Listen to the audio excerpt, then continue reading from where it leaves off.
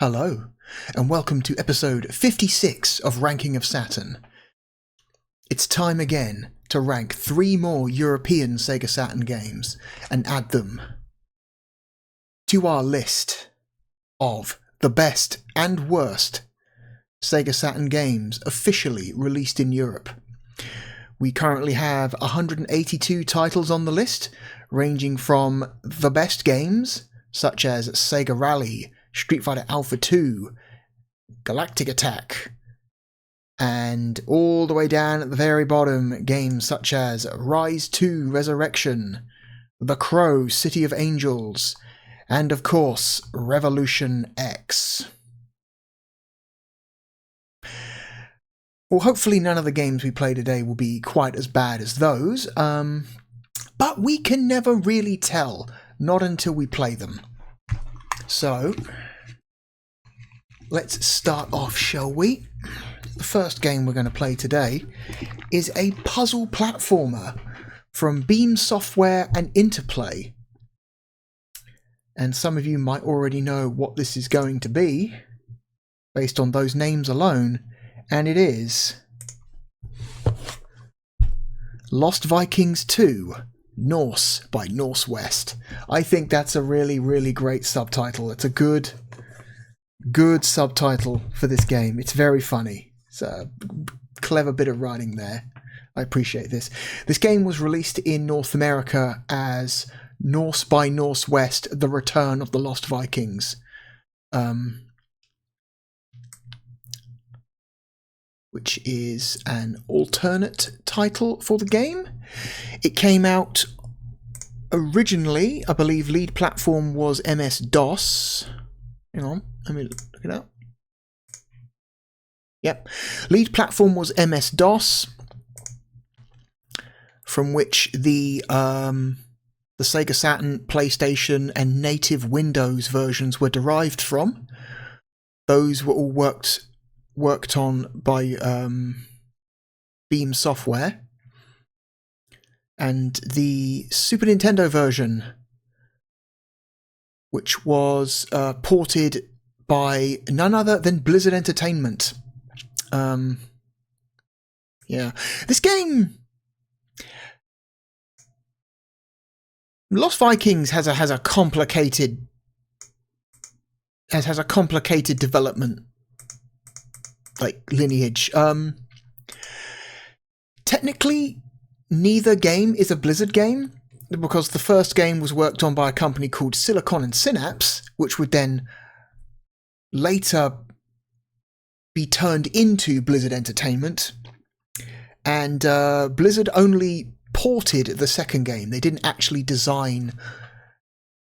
any design work on it. So technically, neither Lost Vikings game is a Blizzard game, but for some reason the entire franchise gets lumped in under the Blizzard umbrella, which is technically not true.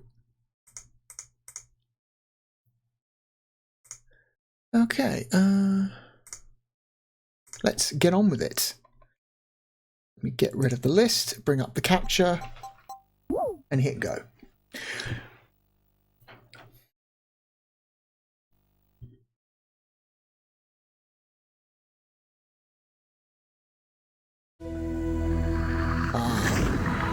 I know this video. I had quite a few PC games that started with this intro.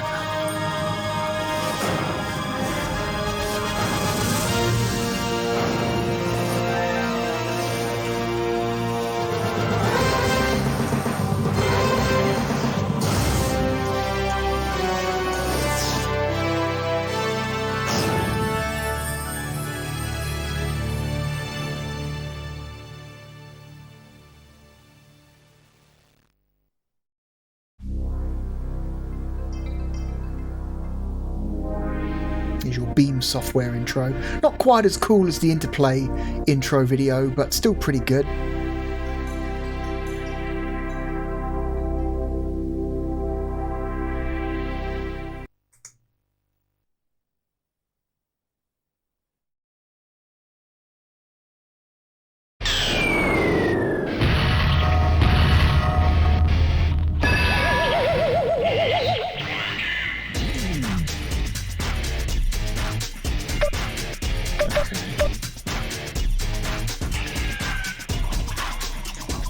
Alright, Beam Software. I forget what else they worked on. Let me just quickly double check. I've definitely seen their name on something we've looked at before, but I forget what it is.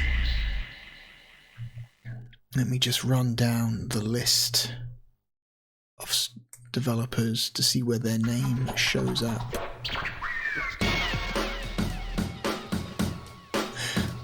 Gex. Beam Software was responsible for the Saturn port of Gex. That's where we've seen them before on this system. You know, the Saturn port of Gex was decent. It wasn't, you know. The problems with Gex are not Beam's fault. Okay.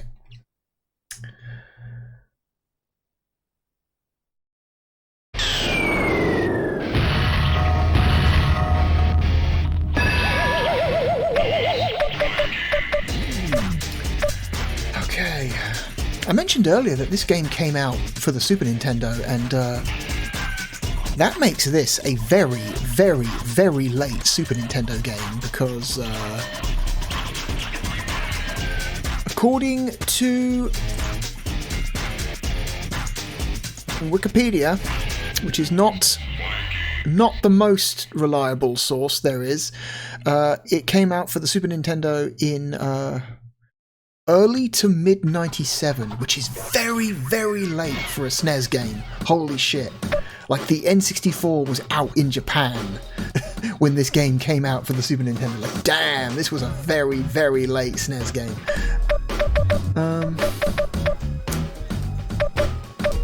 Action 1 is B, Action 2 is C, Activate is A, Use Item is X, Inventory is Z, Select Viking is L and R. Player 1 controls, Player 2 controls. Effects on, speech on, music on, death. What? What? I love that there's just an option in the options menu just called death.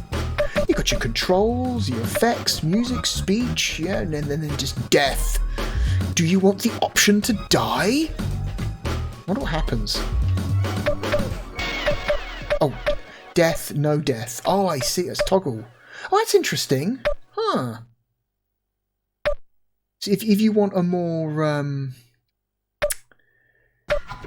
shall we say, breezy experience with this game, you don't want to, like, have to worry about characters dying, you can just turn off deaths.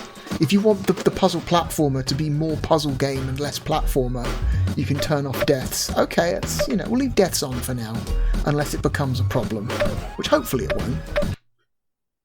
After their narrow escape from the evil Tomator, Eric the Swift, Olaf the Stout, and Baleog the Fierce lived joyous and fruitful Viking lives. Then, one day, while returning home from a fishing trip... Are we there yet? I'm hungry. Should have thought about that before we left. Yes, you've eaten 3 times today and the sun hasn't even come up. Well, no wonder I'm hungry. So, I finally caught up with the mighty Vikings again. Well, I'll show them. Guys, let me guess. You've got a bad feeling about this. Welcome back, pathetic losers. This time, you will experience the full wrath of the mighty Tomator. God, take them to the time-space modulation thingy and transport them to the arena. Yes, Tomator. Prisoners, you will follow me. And have some more! Oh no, not another system failure! Prisoners, Get it! We grabbed some cool stuff from that robot. I wonder what it does. No time to find out now. We need to get out of here. Oh, look. A big shiny thingy. And there's a sign on it. It says Don Utz. Olaf, no!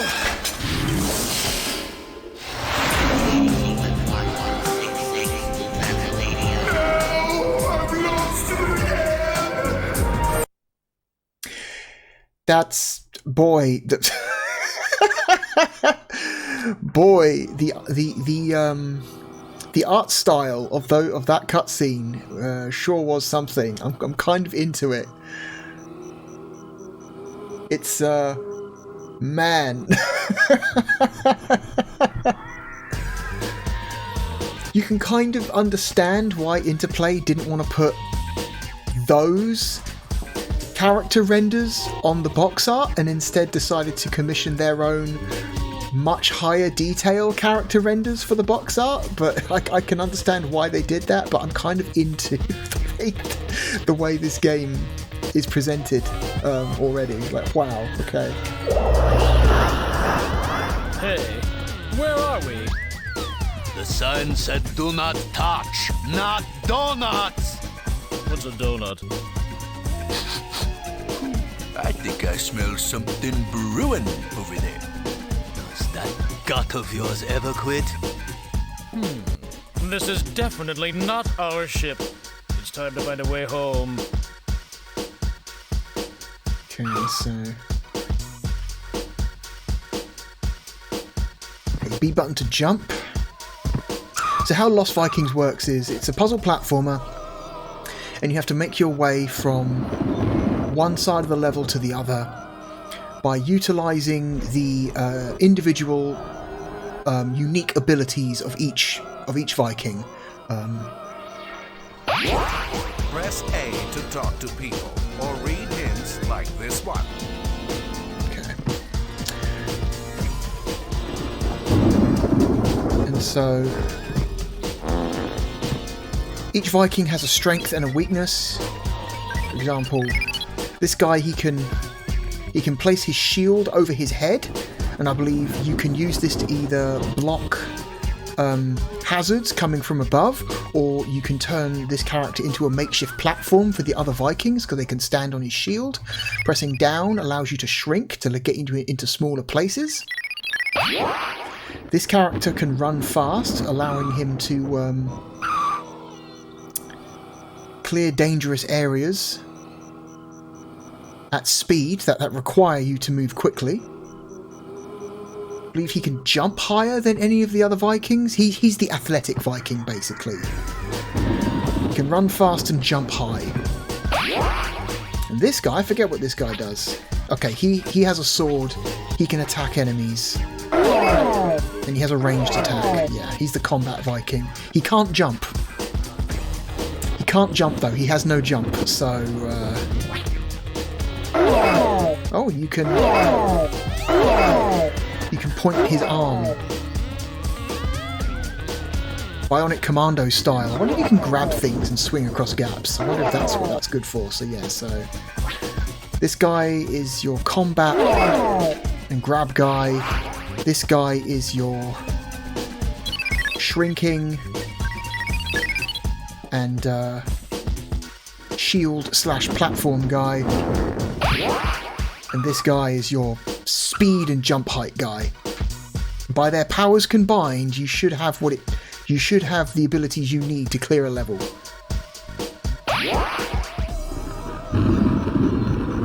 Get all our guys over here.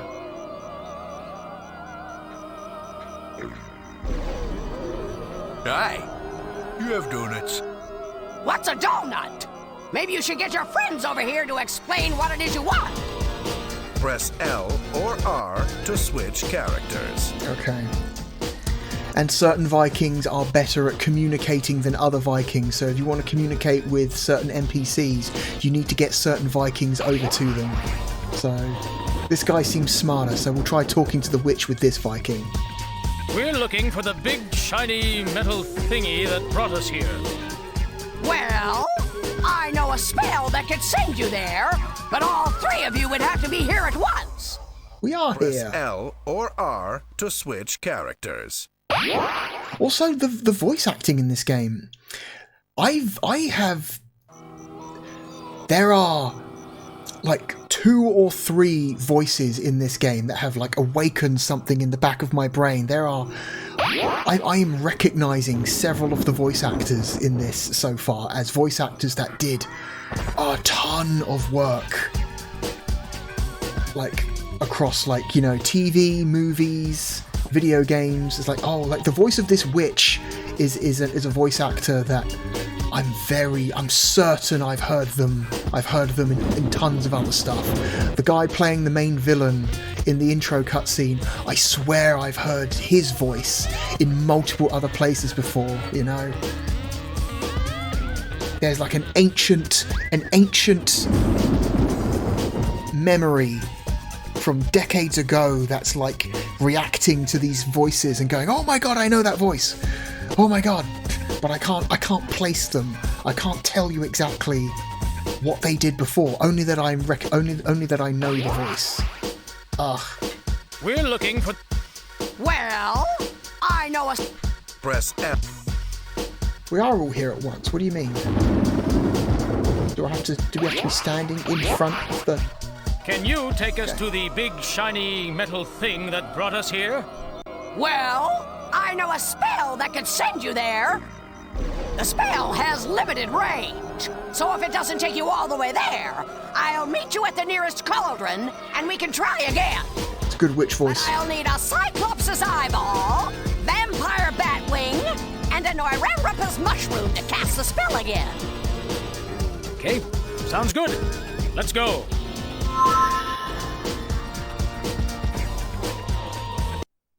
Okay. Turns out to be maybe a good choice for October. This lined up well. Not a Halloween game, but turns out maybe there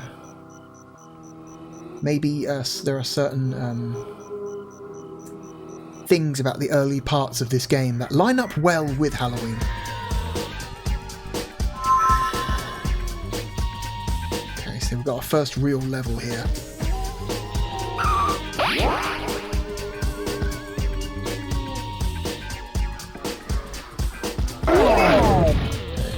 Alright, that is an attack. It's a vampire batwing. Baleog stole the guard's energy saber. Press B to attack with it.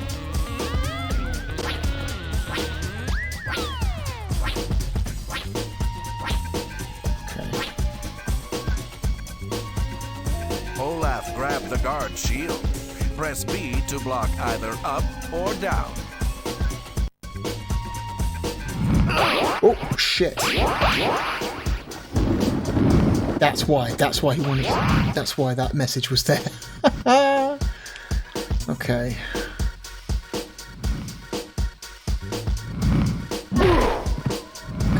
Hitboxes are weird. Okay. So we have him stand in front of the fireballs.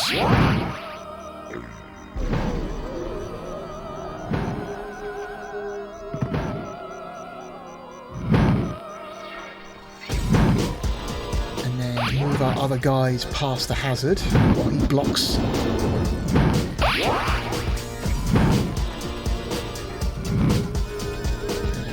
Have him put his shield up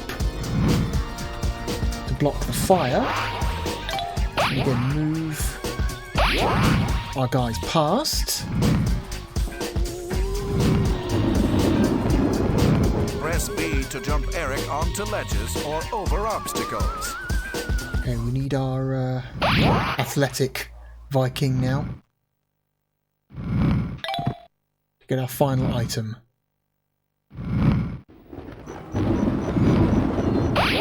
There's 2 of the ingredients. There's the last ingredient. Well, we brought the ingredients for the potion. Yeah, are we going to have to do this every time? Teleporting people ain't like dusting crops, boy. Without precise ingredients... Look, we don't need a lecture. Just cast the spell, alright? Level done.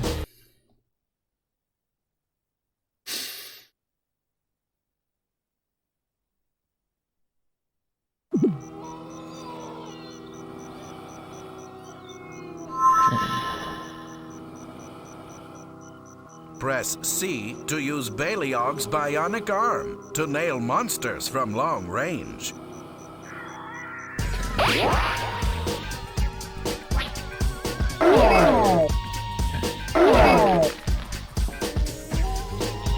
What's up here? Olaf can glide like a majestic eagle by holding his shield over his head while falling. That's right, yes. You can use the shield like a glider, which is very silly. Very silly.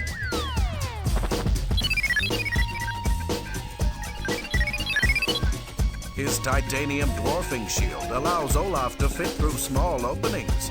Push down to activate it. Go through this tiny gap. Pick up this key.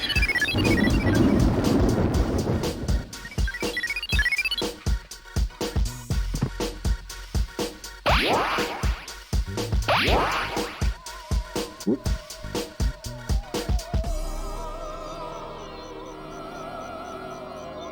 What's down here? If you have the right colored key, you can unlock a keyhole by standing over it and pressing X. Alright, but we need the Viking that's currently holding the key, which is Olaf.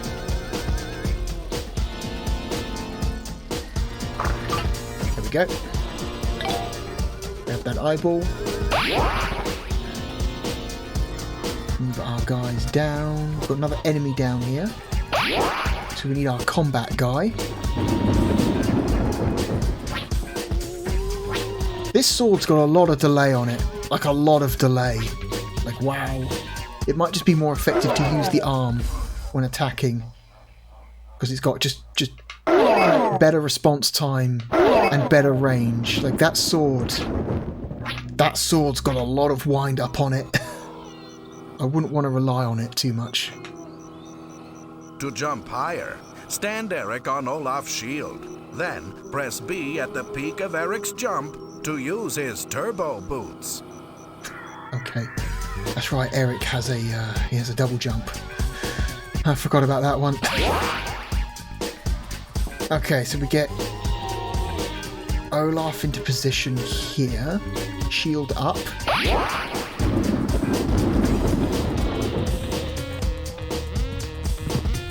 That's right. He does have a double jump. Grab the mushroom, grab the key.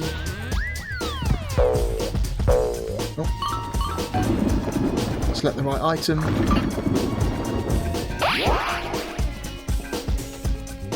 To select an item for use, press Z. Then move the blinking box over the item. Press Z again to exit. I really appreciate this, like, platform-specific voice acting.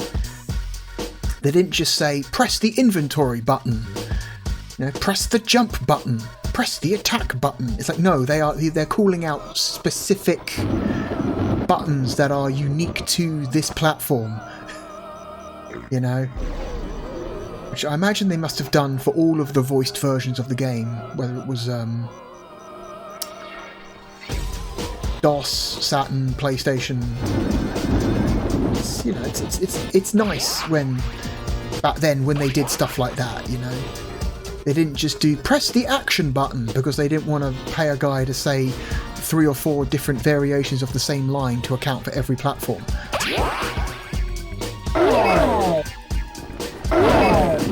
Take that skeleton. Okay, we've got another fireball emitter. We need Olaf.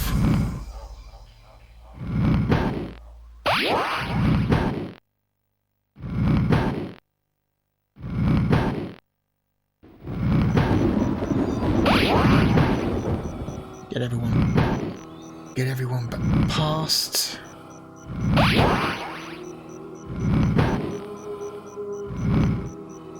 I wonder if there's a way to make him, like, lock the direction he's facing while he moves.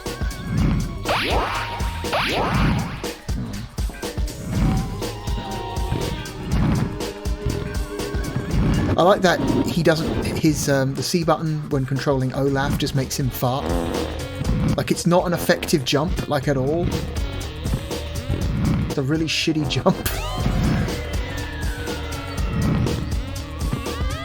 But it's, you know, it's there. He can technically jump. Technically.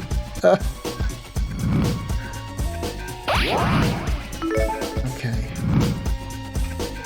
To trade an item, press Z. Then press B over the item. To give the item to a nearby Viking, use the control pad. Press Z to exit. Okay, yeah, because Eric is the only one who could pick up the key, but we need Olaf to get under that, through that small gap to get to the keyhole. Okay, so Z, B, mouse over to Olaf, press B again. There we go. That's something that would be, I think, is going to be a little bit cumbersome to do at speed, because I'm guessing there are probably later levels that require you to do that kind of item swapping shit very quickly.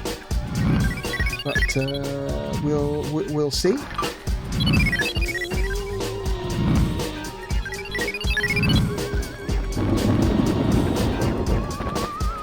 Okay, that guy comes all the way over. Okay, so we need a combat guy.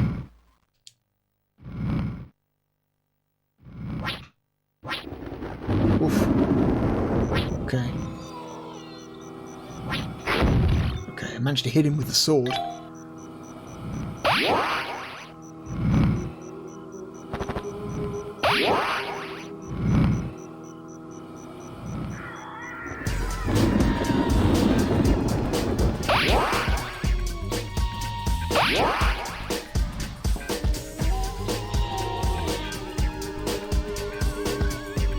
Okay, guys, here we are. Gee, Eric, being here's a lot like being lost or something. Hey, lady, why are you making stew? How can you have such a big head and such a small brain, Olaf?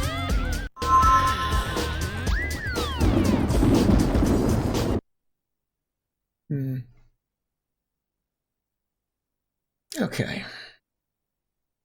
I wonder how many levels we'll have this visual aesthetic before we start seeing something a little bit different.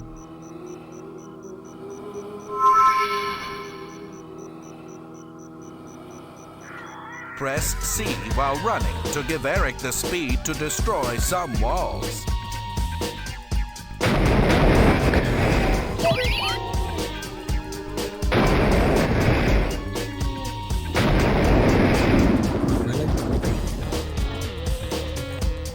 Again.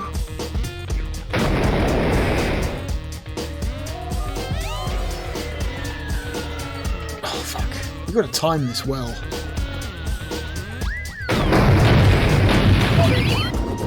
Okay. Stand on an elevator and push up or down to control it.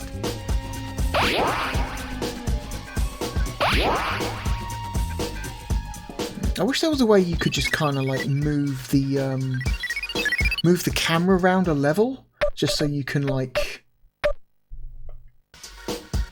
see what's ahead of you before having to move people there.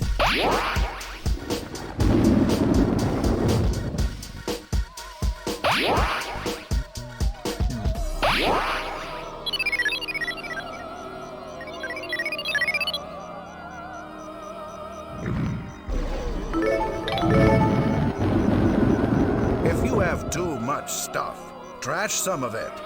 Trade the unwanted item to the trash can. Okay.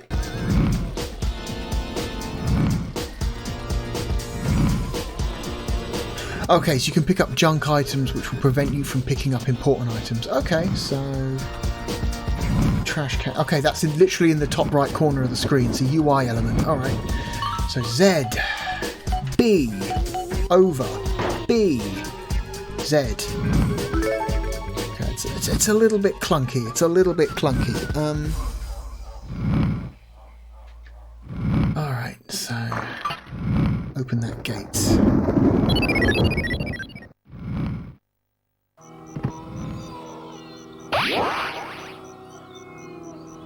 These guys over here.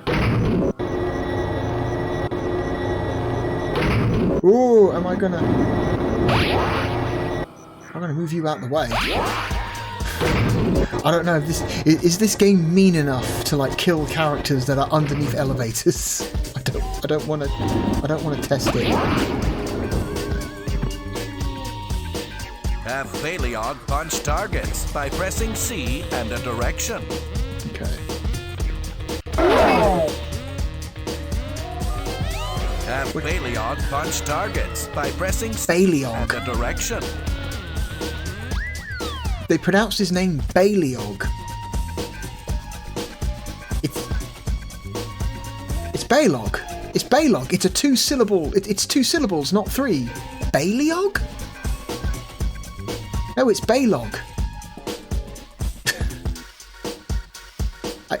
Hey man, if you've never seen the word written before and if you've never heard somebody say the word before, I can understand why you might want to pronounce it Baleog.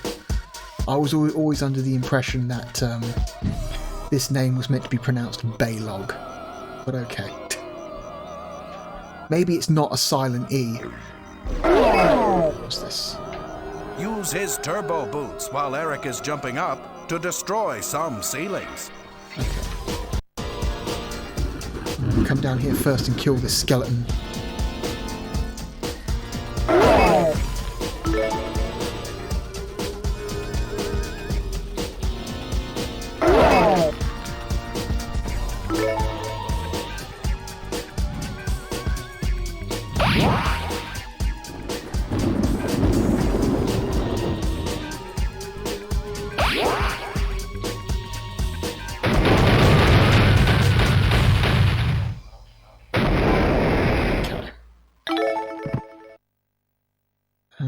Z, select.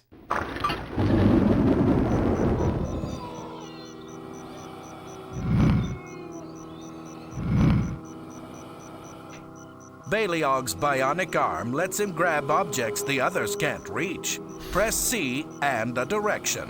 Okay, so you can grab stuff from a distance. Alright, that's cool. Cool, very cool. These are good tutorial levels. These levels are doing a really good job of communicating, like, what your guys can do and why it's useful.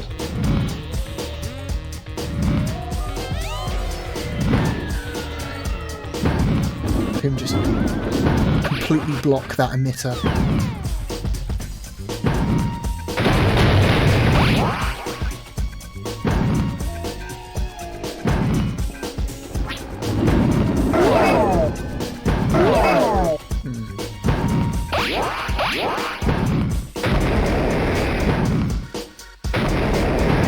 Okay, so you can clip through elevators.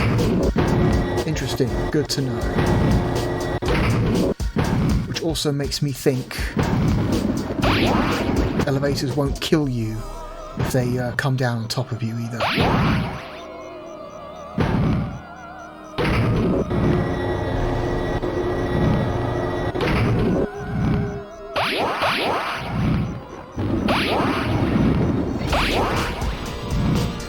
Okay.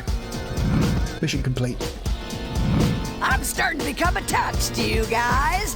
Maybe we should all stay here together. What? No. Let me help here. What Baleog meant was, we're really, homesick. Isn't that right, Baleog?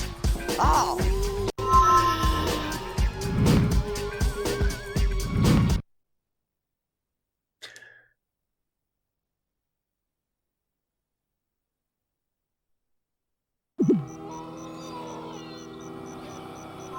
Okay, next level. What have we got? What's this?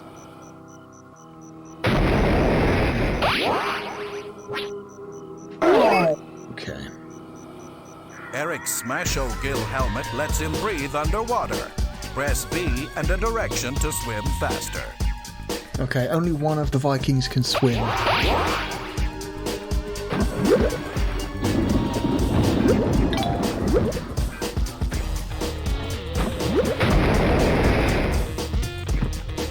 Press A to operate stuff like buttons and switches. Oh, so that's what that is. Couldn't quite tell what that was meant to be until it became a bridge. Baleog can swing by grabbing a jewel with his bionic arm. Press C to grab or release the jewel. So there is bionic commando stuff in here. Thought there might be.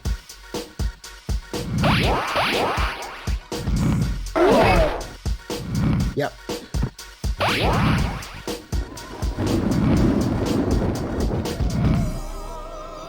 Olaf's gas allows him an aerial boost. Press C while falling.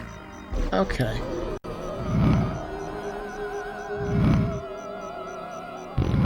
That lets him clear some gaps. Good to know. So he can't jump very well, but he can clear gaps if you need him to. Good stuff.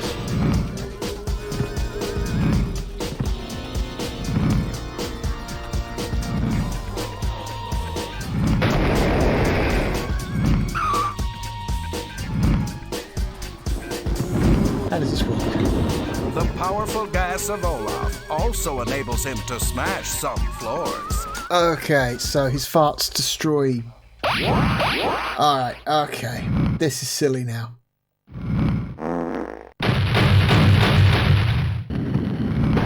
Okay.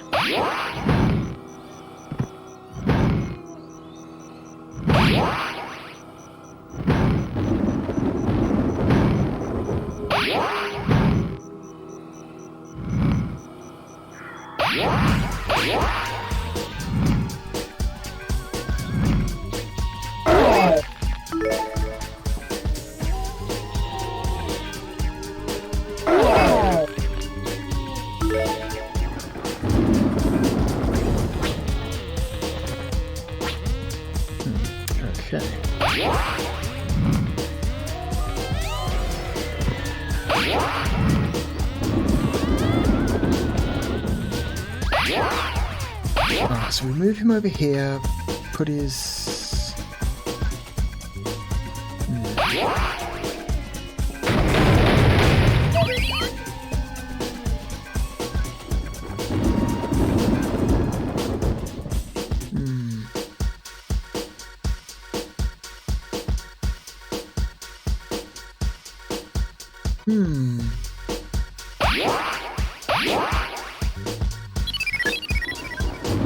Tell you what. Now we need the gold key.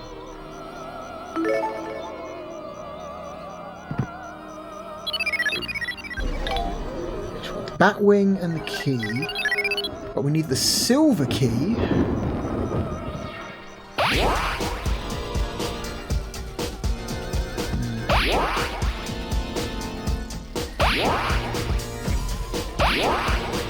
Okay, can we pass items through gates?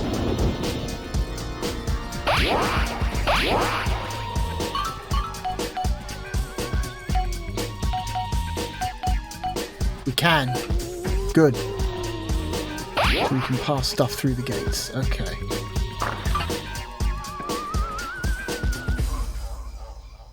Eyeball.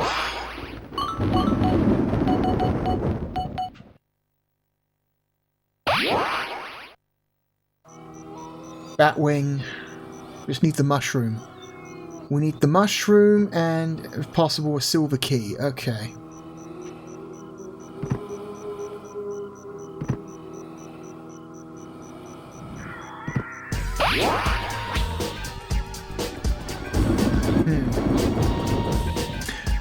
Okay, we need a swing. Okay, you can build up momentum by pressing left and right on the D-pad.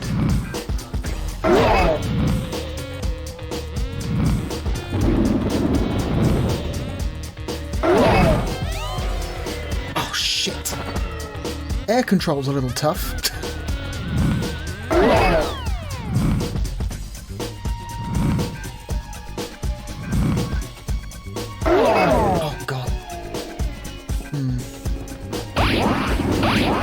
Yeah, not quite bionic commando.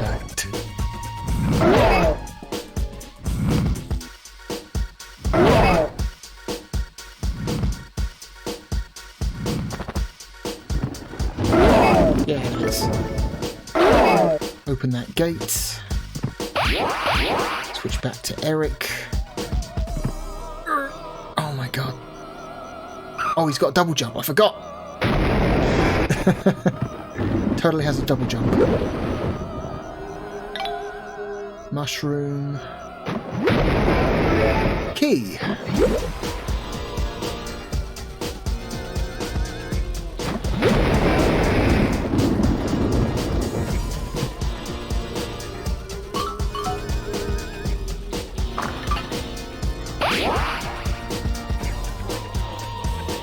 Go. So that.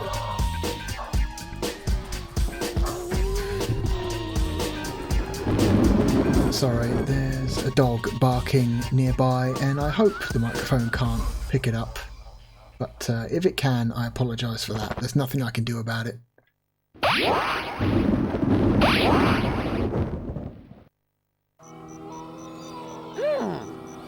This smells like the wing of a fruit bat.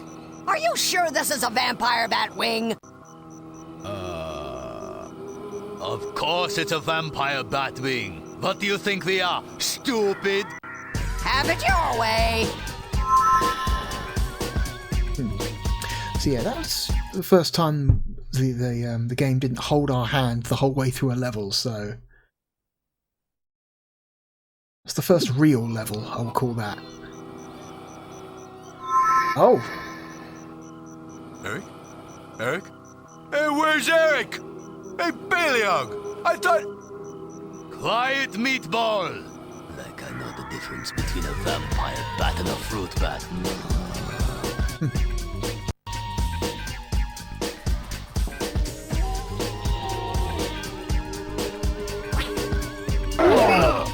Fuck.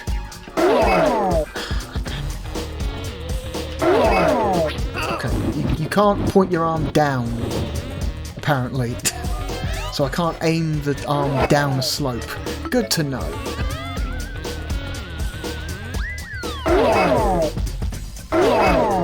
Okay, you can't break walls.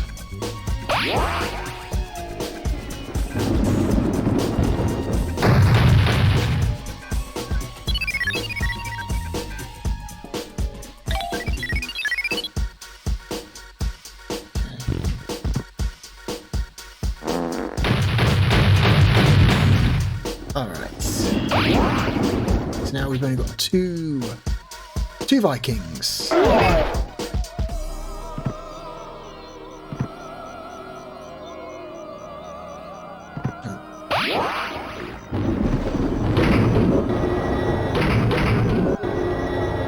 Alright, that solves that. Cannot crush people with an elevator. We've got some kind of werewolf down there by the looks of it.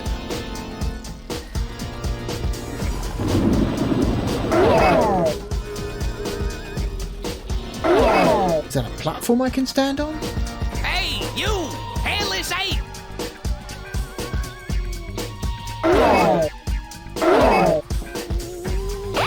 you! Hairless ape! Okay, so...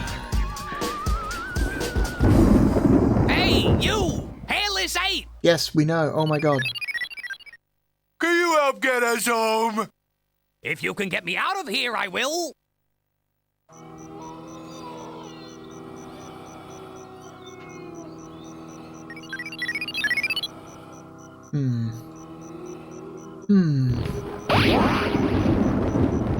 Is the key there? How do I...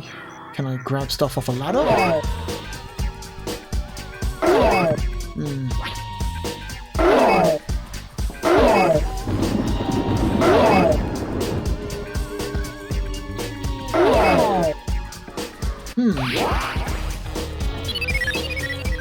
Okay, I can't use the bionic arm on a ladder, which would make this trivial, because if I press any direction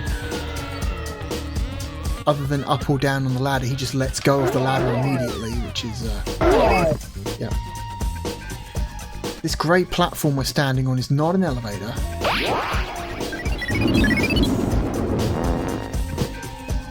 It's not destructible.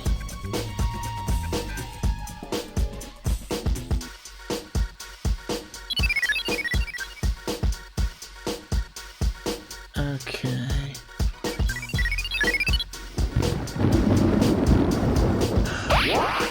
Oh, I've just had an idea. I've just had an idea. We turn Olaf into a platform, and then we have Balog stand on him, and then grab the key, and then hand the key to Olaf.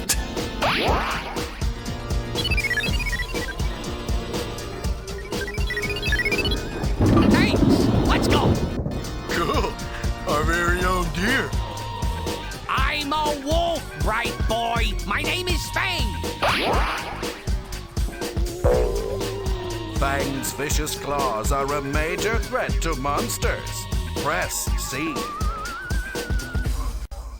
Okay, so now we've got a third party member that is not a main character.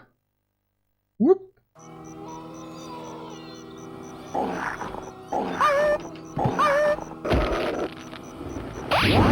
Well, shit.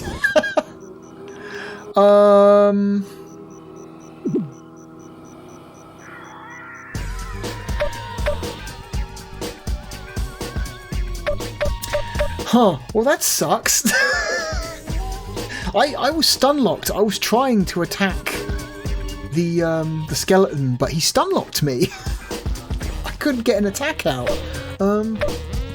There's no restart level option?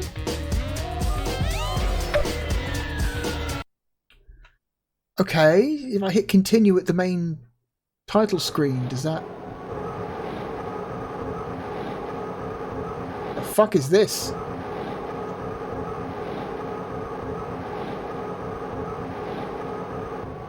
Okay, retry level, okay.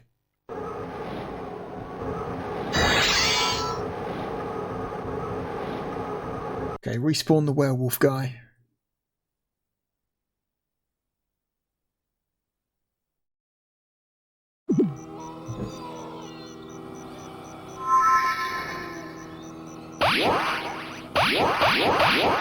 Okay.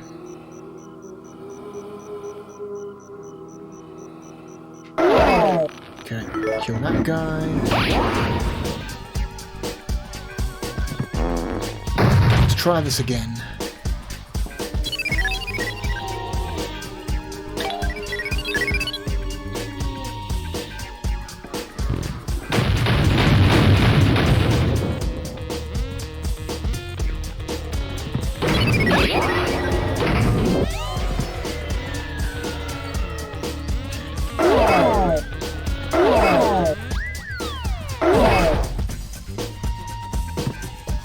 Over, get on the elevator.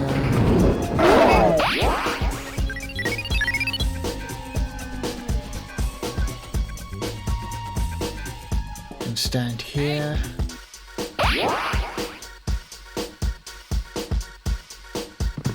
Hey, you! Hairless ape! Yeah.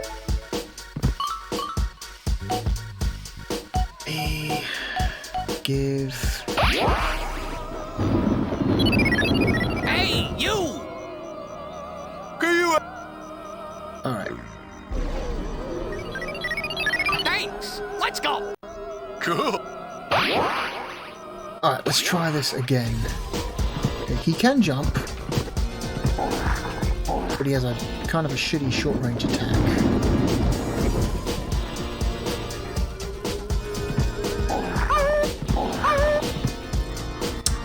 Wow, his attack is shitty. Fuck. Oh my god, that's so bad. His attack is terrible. It's really bad. Oh no. Like it's got like a lot of wind up. It's got a lot more wind up on it than you would like expect. Alright, let's try that again.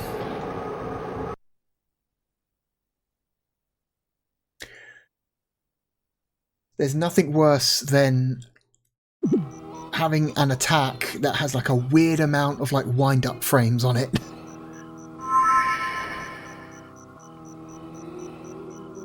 Okay. Fuck. Okay.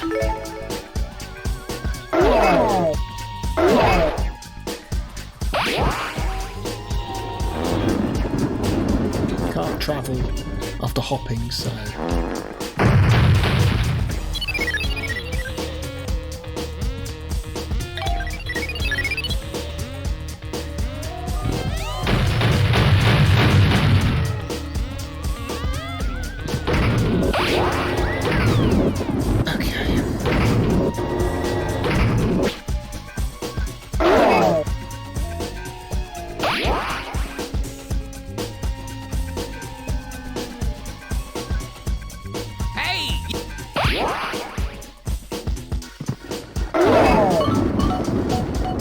Switch over.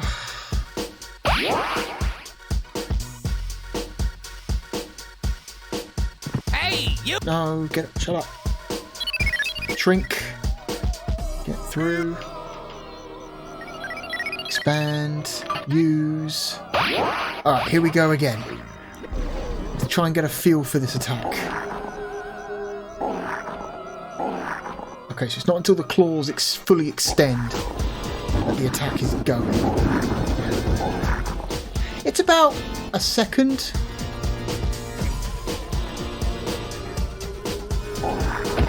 Got him. Oh my god. Fang has the powerful limbs of a wild canine. Press B to make him jump. Oh, he can attack while jumping as well.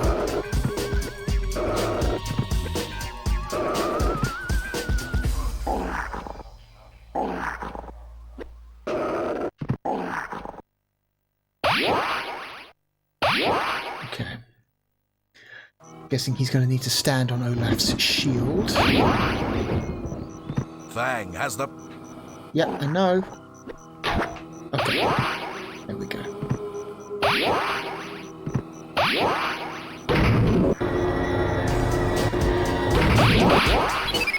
Okay, grab this key.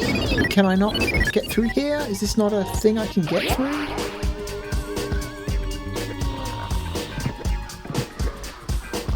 Oh, he can wall jump. Okay, that's neat. That's unique. That's a unique ability. Okay. So I can't pass through there, but I can reach through there with the bionic arm. Good to know. Fang can cling to walls by jumping onto them, and jump off of them by pressing B.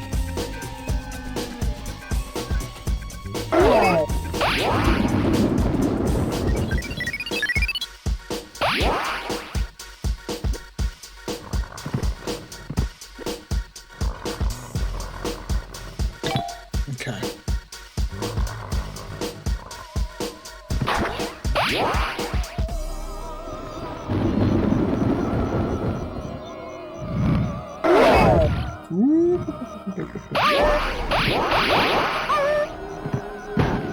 That just started out of nowhere. That wasn't very cool.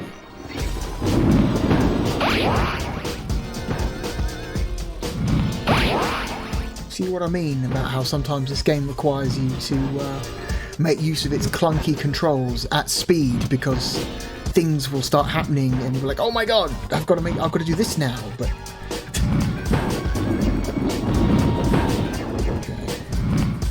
grab the key from behind the shield.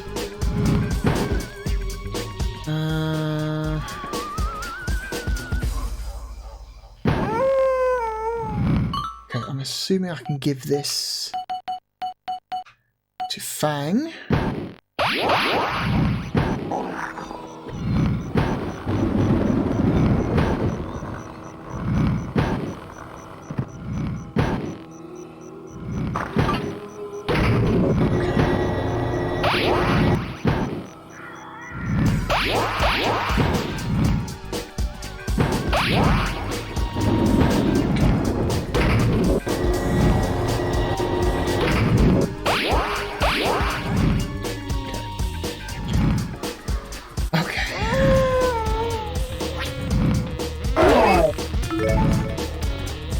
Almost used the wrong attack there.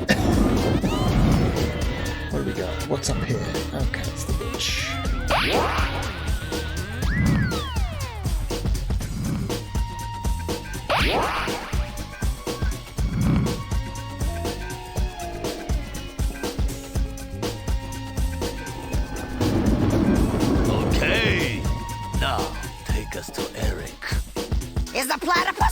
to... Hello, I'm a wolf, W-O-L-F, wolf, and yes, I am coming too. Let's go already. You need to be taught some manners, jerky.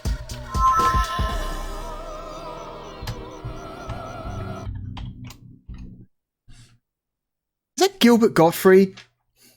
Is the voice actor of the werewolf Gilbert Gottfried? 'Cause it sounds a bit like Gilbert Gottfried. I'm like, wait a minute, it can't be, surely. Well, that last voice line especially. Polar ice caps. I guess that's where Beliog is. Well, we've still got Fang. He attacks and jumps. A jumping ferret, eh? Quit badgering me. Yeah, that's Gilbert Gottfried. Can bear much more of this. If it's not Gilbert Gottfried, it's somebody who sounds a lot like Gilbert Gottfried. Okay. Bridge. What's this? Some kind of...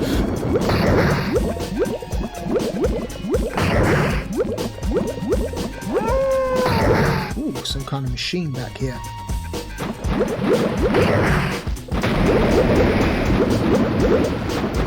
Can't get out. Hey, I heard you nerds are looking for a time machine. Even if you find it, it won't work. Oh, yeah? Why not? Because, dummy, it spit out parts all over the place.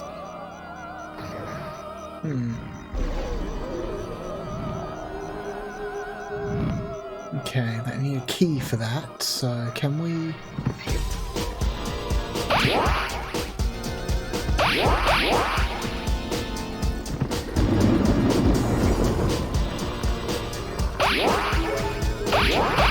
Shit, whoops.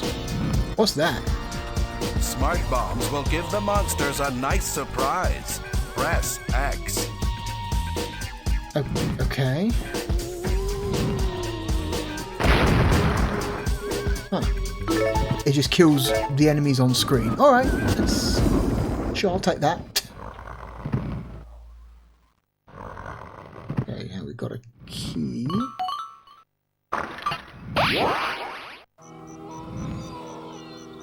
We're about almost at an hour. We probably won't play too much more of this. I think we kind of get the idea, right? You kind of get the idea.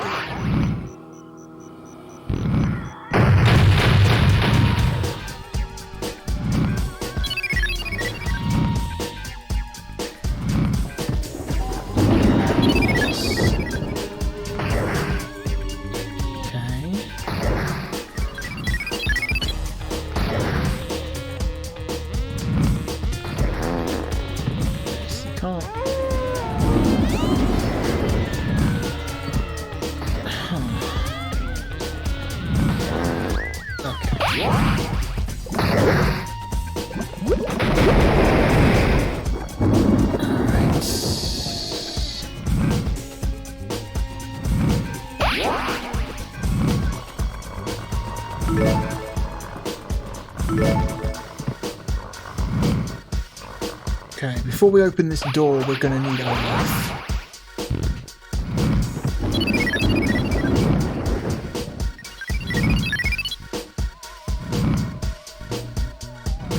Face that way.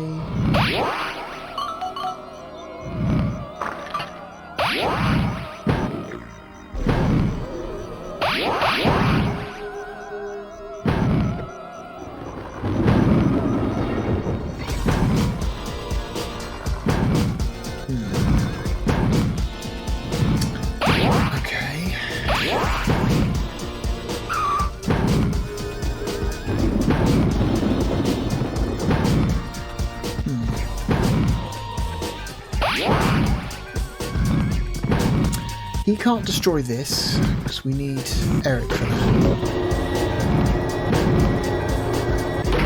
Okay. Oh no,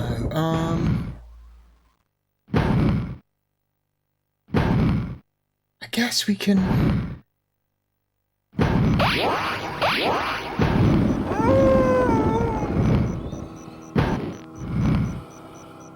Okay.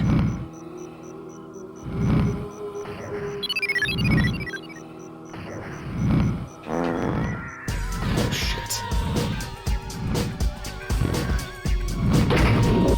Move those two up there. What does that give us? We can't... Okay, we still can't...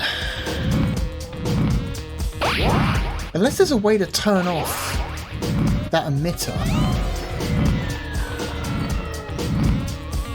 Oh shit! That was bad.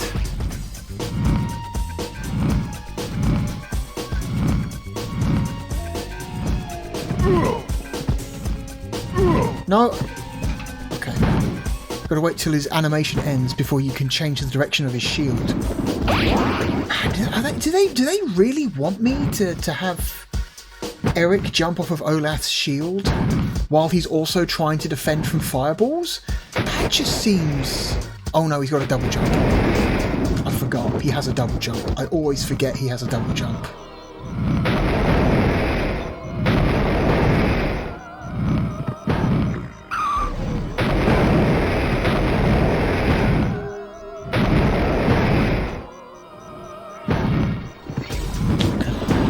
I need to be full speed. There we go. Get up. Okay. Okay, I understand now. I keep forgetting about the double jump. Okay. Take this back down again.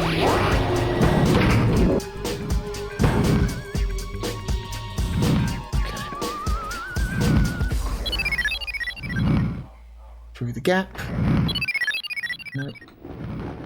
Please, thank you. There we go. Reorientate the shield.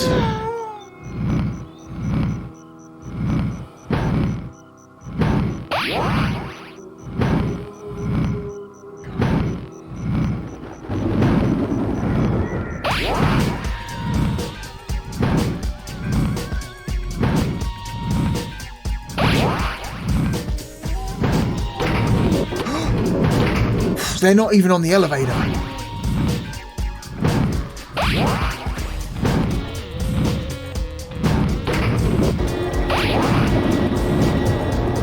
Jesus Christ.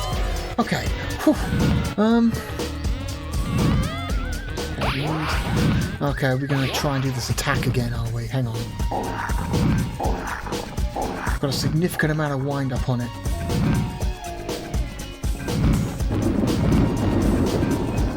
Now. Okay.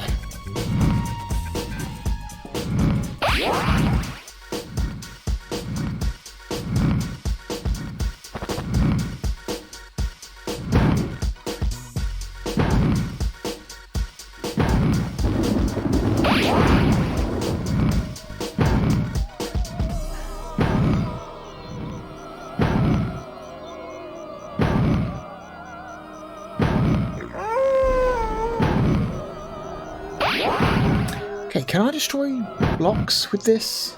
No, I can't.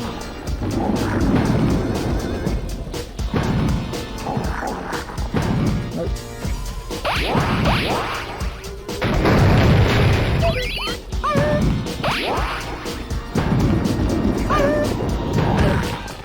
Fuck!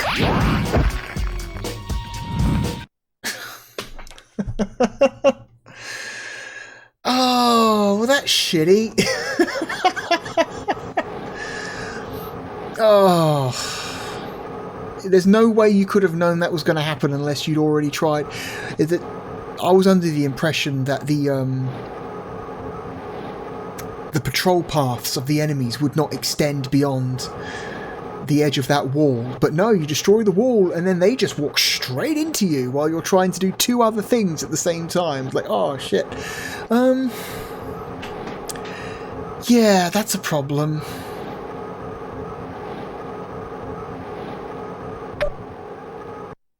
No, I think we've played enough Lost Vikings. Lost Vikings is a really cool concept.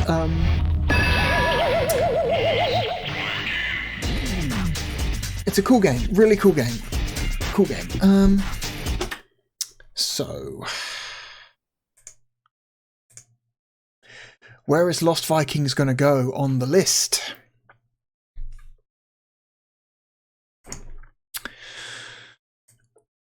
It's a cool concept for a game, you know, the party-based puzzle platformer.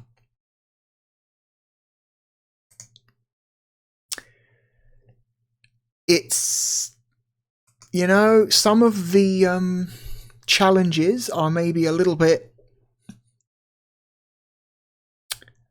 rough around the edges in terms of fairness, but then, you know, the game does give you that nice big option to turn off deaths if you want to. If characters dying is like becoming really annoying for you, you can just straight up disable that as an option, which is cool that they let you do that, you know.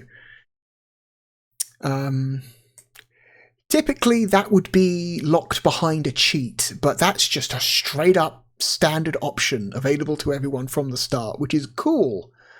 Because man, some of those challenges you've got to get past without dying, with the clunky controls and the sometimes hard to read environments, can be a little bit frustrating. But this is a good game. This is a good game. Like I would even call it a great game. It's really solid game. And a good port. I think this is a pretty good port. I'm going to assume that the PC DOS original was probably a nicer looking game. Was probably, you know, the assets were probably originally designed to be looked at a higher resolution than they are rendered on the Saturn. This is a 240p/288p game on the Sega Saturn. I'm willing to bet this is like a VGA resolution game on the PC, which would make some of those character sprites and environments a little bit easier to read, I imagine, on that version of the game. I believe what Blizzard did for the SNES version, which they were in charge of, is they just completely redid all of the art in the game. It's like, hey, this art looks shit at this lower resolution, so they just redrew all of the sprites in a more like traditional 16-bit cartoony style to make it more readable on screen, which is I think the right move if you want to play this game at a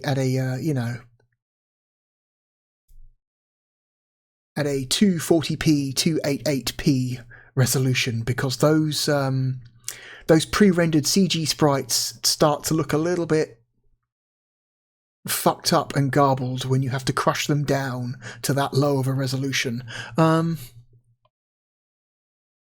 It's still a really good game though. I would say it's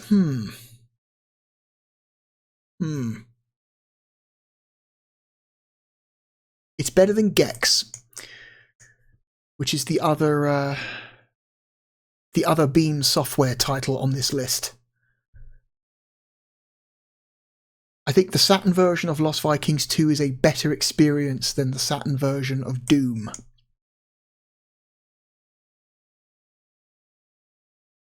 I would take this over Shining Wisdom. I would take this over Shell Shock. I would take it over Virtua Fighter 1. I would take it over Sonic 3D. But we are starting to maybe...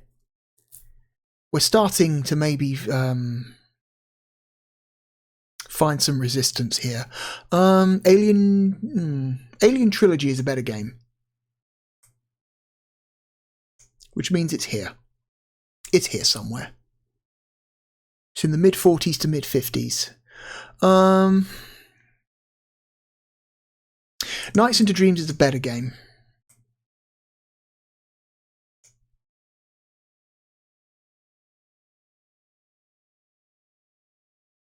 It's better than the Saturn version of Crazy Ivan. I think it's a better game than the Saturn version of Wipeout.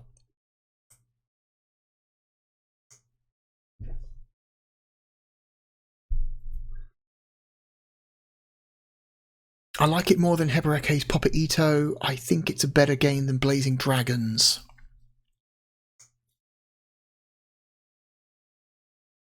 I, personally, would take Lost Vikings 2 over the Saturn port of Mega Man X3.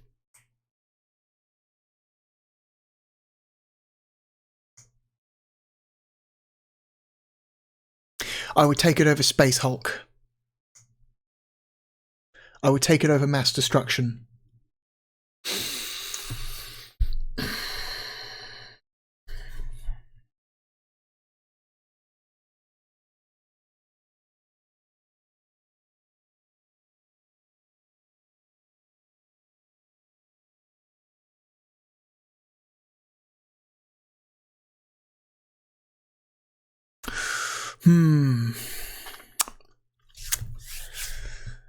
Ooh, I like Mystaria. I think it's a cool strategy RPG. But I think in terms of polish and playability, I think Lost Vikings is just a better experience. Amok is cool. Amok is cool. It's a weird, interesting little third-person mech shooter that uses voxels to render the environments. It's very, like, interesting looking game. The gameplay is kind of... I don't know, it's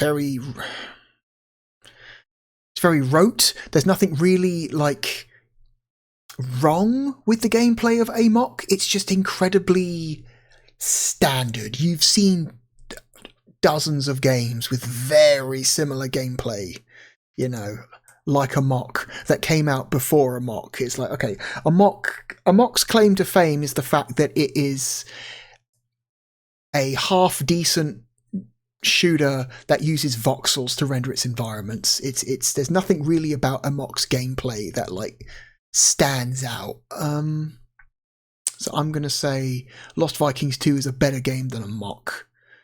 So it comes down to Three Dirty Dwarfs. Three Dirty Dwarfs is really cool. So beat 'em up with some interesting, unique mechanics. Is simultaneously one of the most forgiving and unforgiving beat 'em ups ever.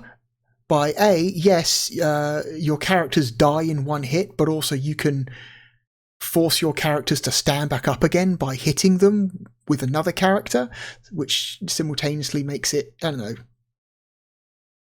like I said, unforgiving yet very forgiving at the same time.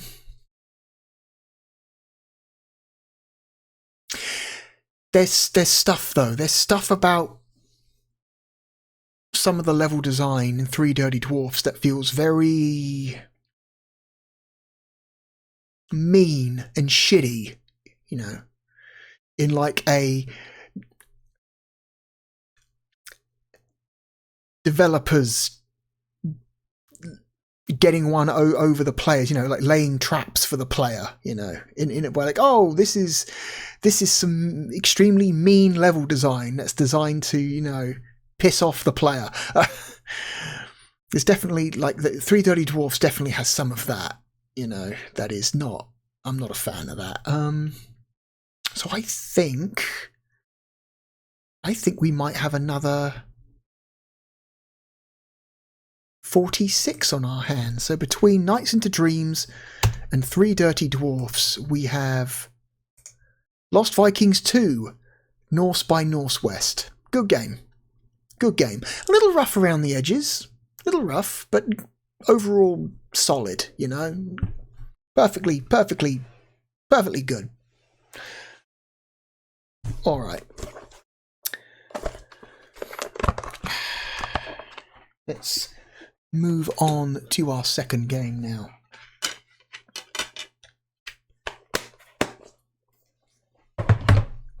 Okay, so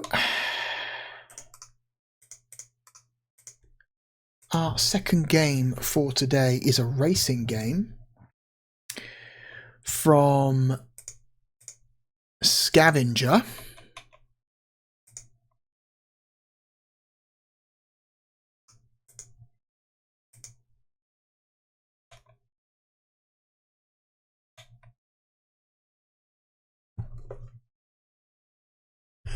Which I believe also hang on. Speaking of AMOC, Scavenger published or at least funded development of AMOC as well, and so Scavenger also has their name on this title. And this game is called Scorcher. And as usual, the green on the box is being removed by the colour key, so you'll have to look up there to see what this box art actually looks like. Would help if I put the game in the system, wouldn't it? I'm trying to do 3 things at once here, and as a result, I'm forgetting to do stuff. That disc. That disc is fine. That disc is fine. Okay. So, Scorcher was developed by a company called Zyrinx. Whoops, wrong one. Who were known for games such as Subterranea and Red Zone on the Mega Drive, games that were considered very technologically impressive on that platform. This is what they did with the Sega Saturn. Where should we save? Should we save in the cartridge? Why not?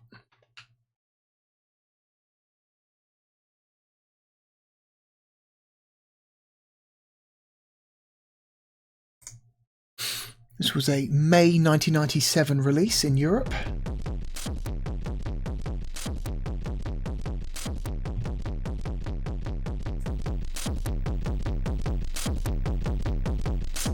This is one of those wave of combat racing games, like futuristic combat racing games that came out in the wake of Wipeout.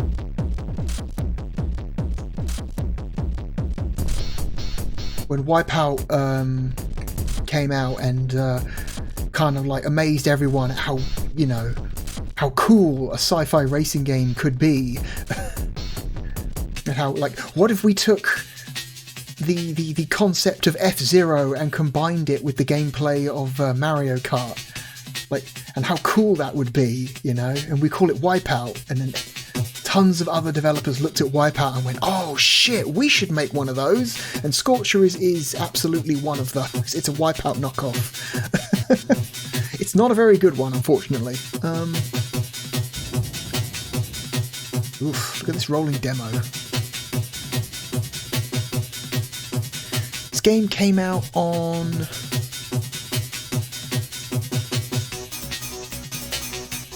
what is it? This also came out on PlayStation?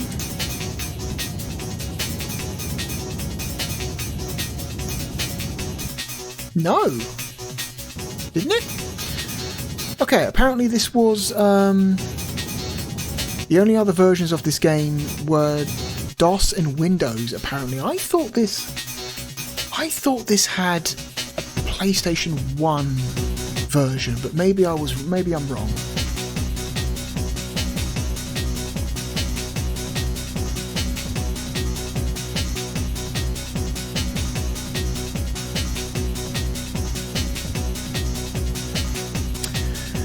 See, normal. Okay, you can change the background music and the menu if you want to. Get some nice synth.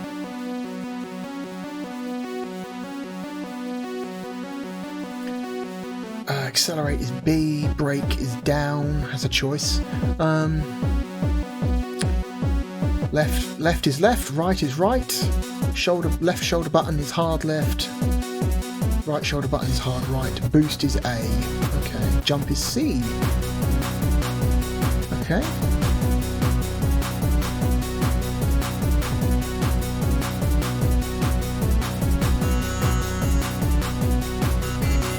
Let's do a practice.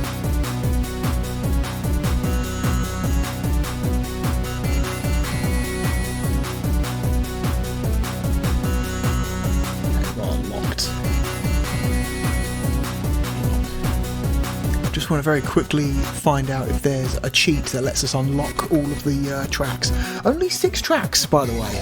That's not a lot of tracks. That's not a lot of tracks.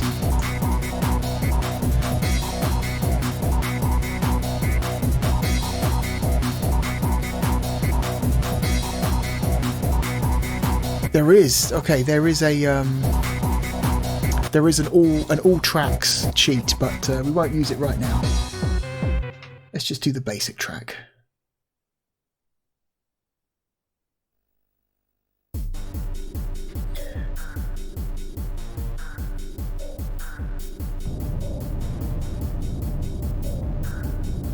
Oof.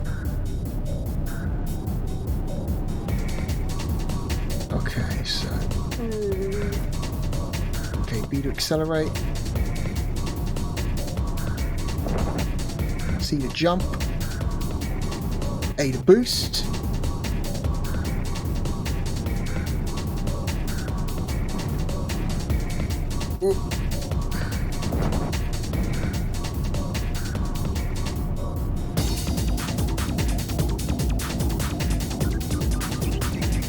frame rate's not bad, like it's mostly... Ooh. Yeah, it's a problem. You can accidentally go over the edge of the track, which slows you down a lot. The frame rate is like mostly okay. It gets a little framey here and there. It's definitely far from the worst frame rate we've seen in a racing game.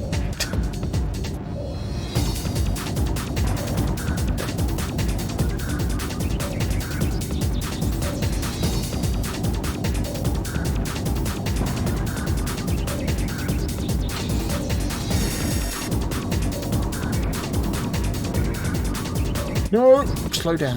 Okay, you gotta hit the brakes, otherwise you will fly off the edge of the track. Okay.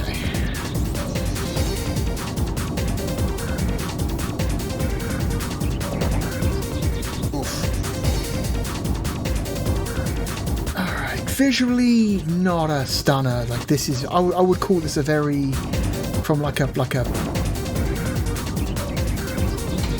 visual fidelity standpoint, like 3D visual fidelity standpoint, I would say this is like a very middle of the road looking game for this platform. Not especially bad looking, but not especially impressive either. Okay, let's I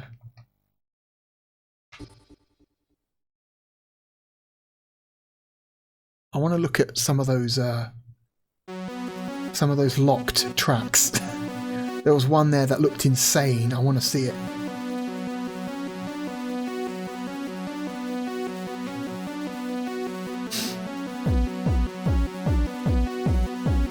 Time attack. This one. Look at this one. That's nuts. Go to time attack or practice mode and then press X, Y, X, Z, Y.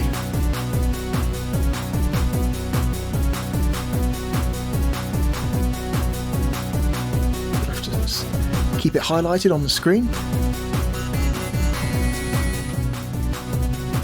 X, Y, exit. Why?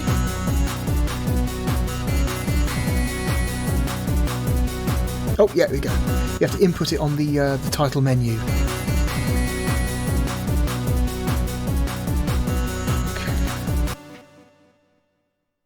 This one looks insane. The spiral.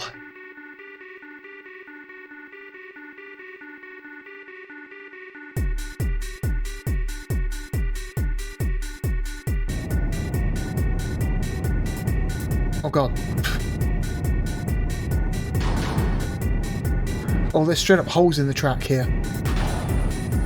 Oh god. Jesus Christ.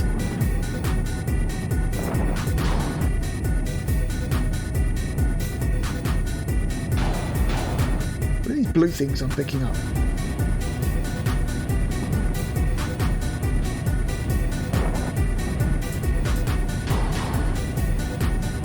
Okay, those green triangles there filling my boost meter.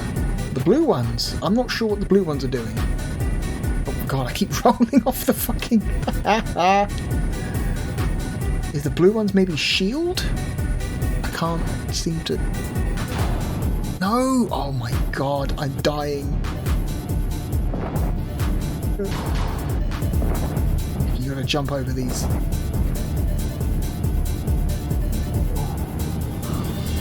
Oh, frames. No. Jesus. The frame rate just died. Oh, this feels like shit. Oh. Okay. I like how their obvious trick for keeping trying to keep the frame rate smooth is just have nothing exist outside of the track. Track is just floating in an infinite black void to try and keep the frame rate good. And whenever you enter a very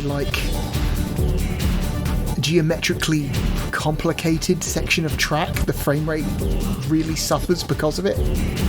Oh man. It's like, what if we turned Marble Madness into a racing game?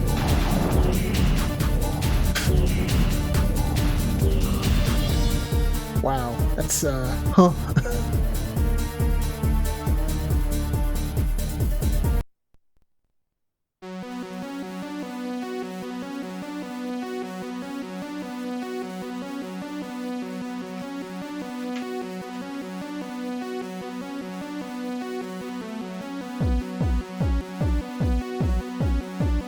Let's try number 5.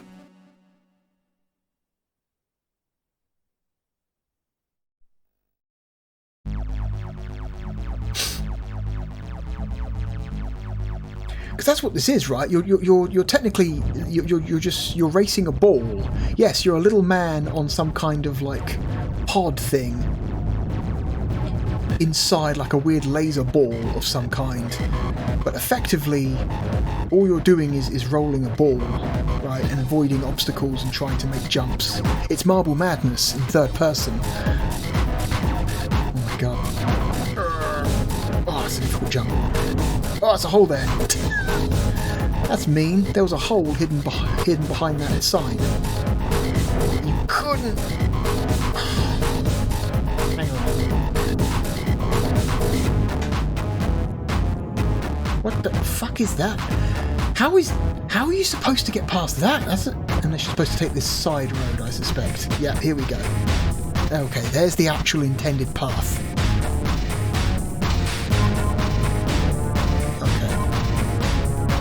That's what that thing does. Oh, okay.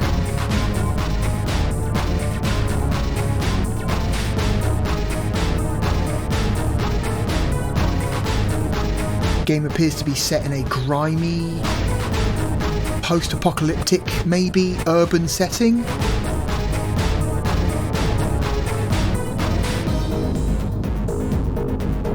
Maybe not post-apocalyptic, maybe just I don't know, vaguely futuristic urban dystopia sort of setting.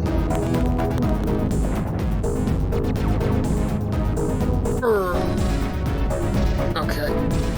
Turn. I can't get back. track. Music is crackling weirdly. I don't know why the music is doing that. It's crunching up. I can't get up this hill. I've got to use the boost.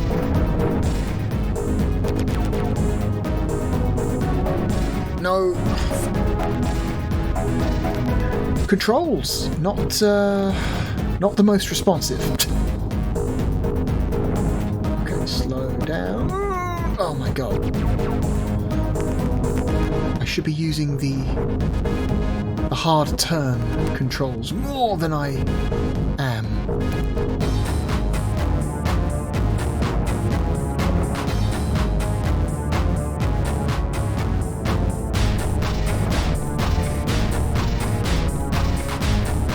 A lot of games in the 90s had this kind of like aesthetic of like gritty, grimy, like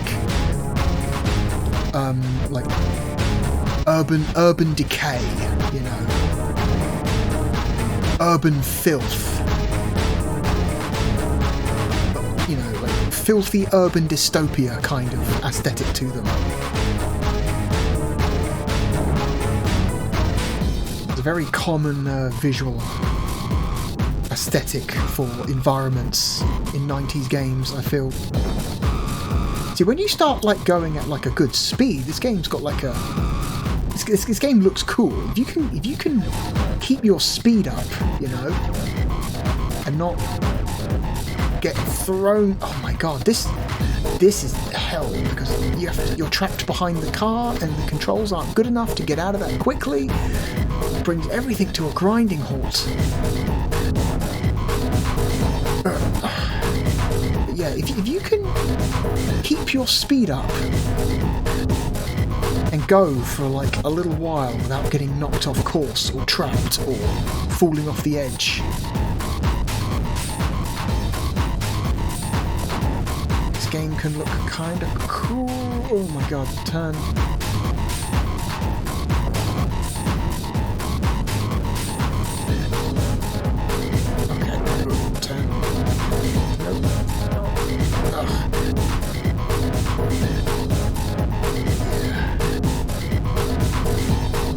Okay, let's try an actual race, shall we? Enough of this practice.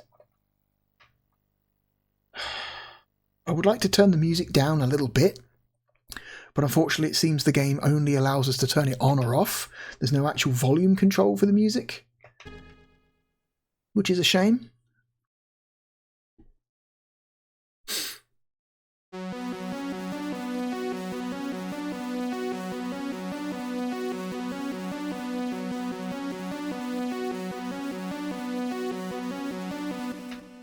Alright, championship.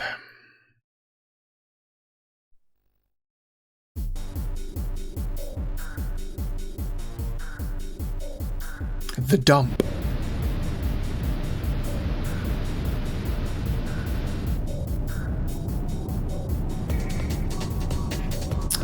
Okay.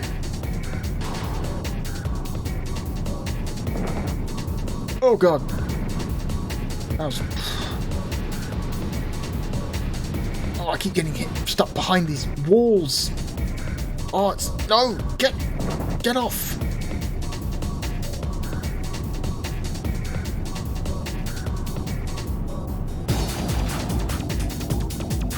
Still don't quite know what the blue triangles do.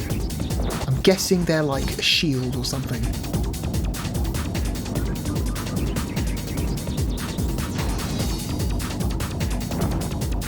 No. Oh god. I hate it when the camera points up like that and I can't see where I'm going. Oh, I'm stuck behind the wall. Ugh. Oh, this feels bad. The controls do this game no favours. No! Okay. Oh, I think I was saved by a streetlight there. I was saved from going off the edge of the track by bouncing off a streetlight.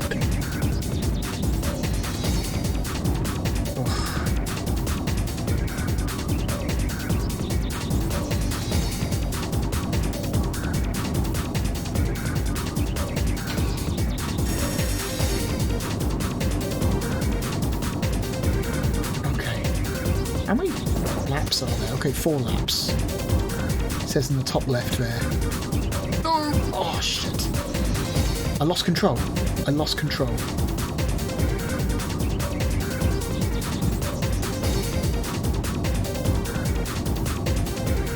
Do I need to win to continue, or is this a game that lets you come second? I don't know, and I'm out of boost and I'm screwed.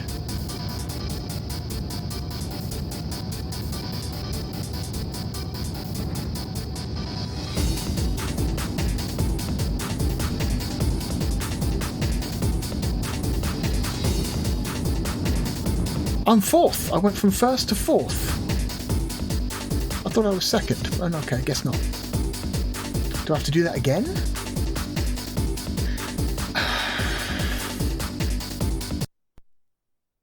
Man, the controls do not feel good. It's difficult to recover from mistakes. If you get caught behind something, trying to get out from behind that object and back onto the track feels terrible.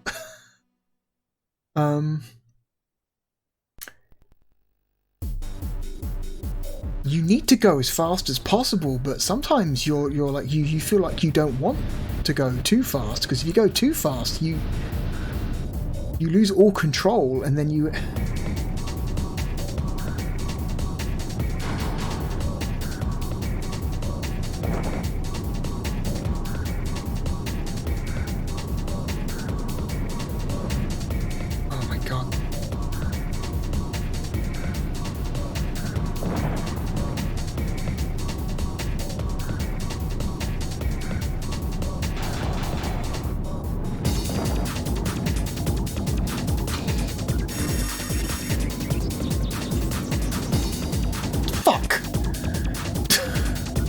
Just knocks you off the track and then you're screwed.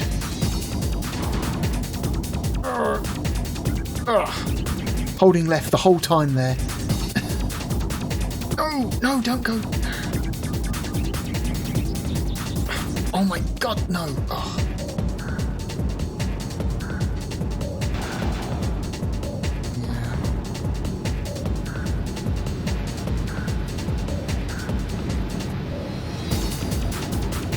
Third. Not enough. No! Oh, God. Recovering from a turn is like a nightmare. It takes a long time for your ball to start, like, rolling in the other direction. That's why I'm hesitant to use the hard turns, because recovering from that hard turn is also difficult. Shit. Okay. Third still. I'm a long way behind the other two. I came third.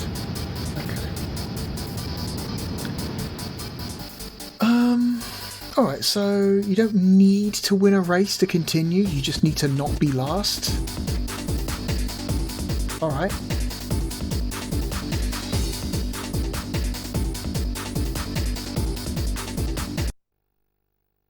The suburbs. Let me guess. Does this track exist in an infinite black void as well? Yes, it does.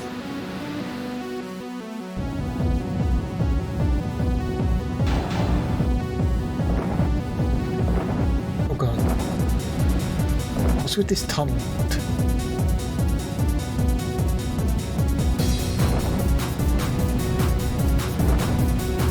Oh, frame rate.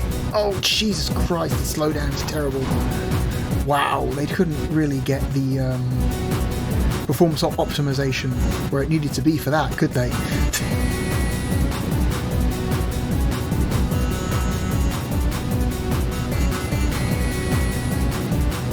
Also, this guy behind me is like, seems to be significantly faster than I am. He's constantly riding my ass here. I can't. No. Fucking hell. This game controls like shit.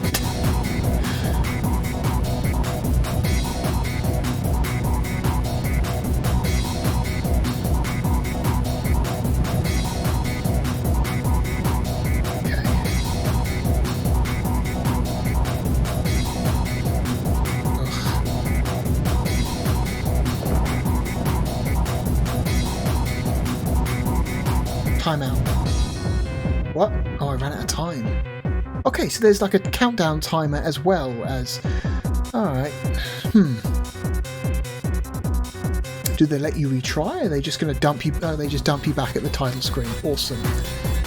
And then if you want to continue, do they make you race at the first track again? They make you race at the first track again. Wow, that's shitty. There's no like retry, there's no checkpoint system, there's no save system. It's wow. Wow. Run out of time? Fuck you. Go back to the title screen. We're not going to let you retry. Fuck you. Start from scratch. Wow, you lose one race. Or, you know, run out of time on one race, no matter where you are, and they just dump your ass straight back at the title screen. That's shitty. Wow, that's shitty. No option to retry, no option to continue from the last track you were on.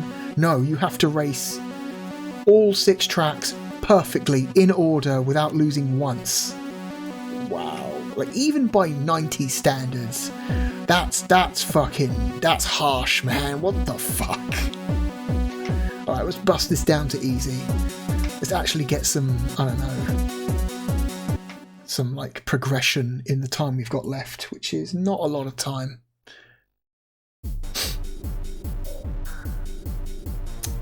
Yeah.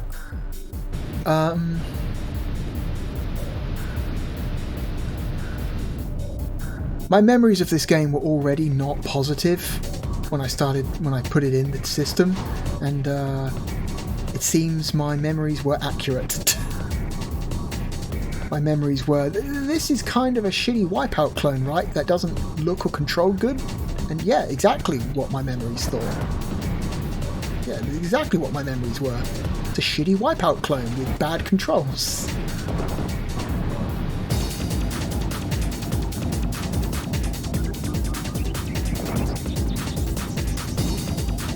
Wipeout was responsible for a huge boom, such a massive boom in the sci-fi racer subgenre, you know, of like the mid to late 90s.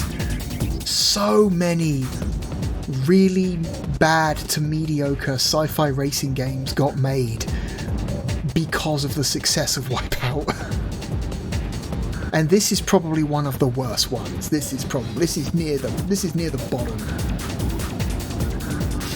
And that's including all the really bad stuff like Aero Gauge for the N64. You know.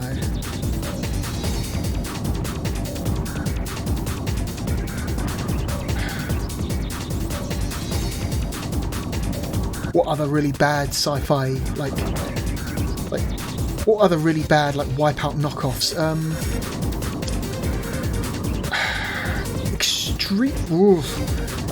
The Extreme G series is really uneven. Extreme G1 is like okay.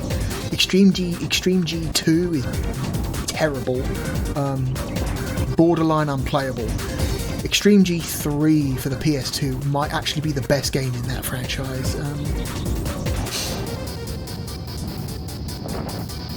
I already mentioned Aero Gauge.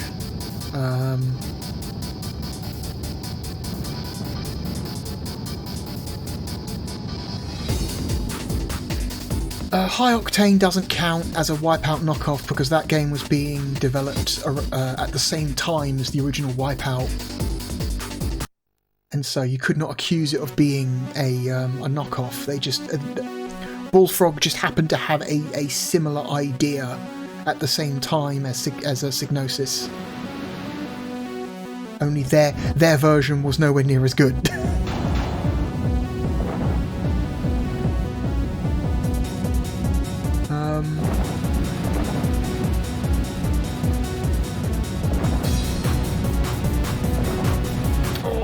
frame rate. Oh, really disappointed by the performance in this. If you want to make a fast-paced sci-fi racing game, there's two things you need to make sure you get right. One is the game needs to control well. You need to be able to feel like you can control your fast-moving vehicle. And two, you really need to make sure your frame rate is good. Nothing feels worse than like a really fast racing game with a terrible frame rate. Undermines the entire experience.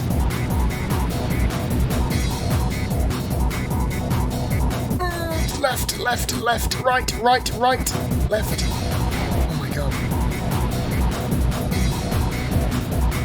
It's a pretty. Okay.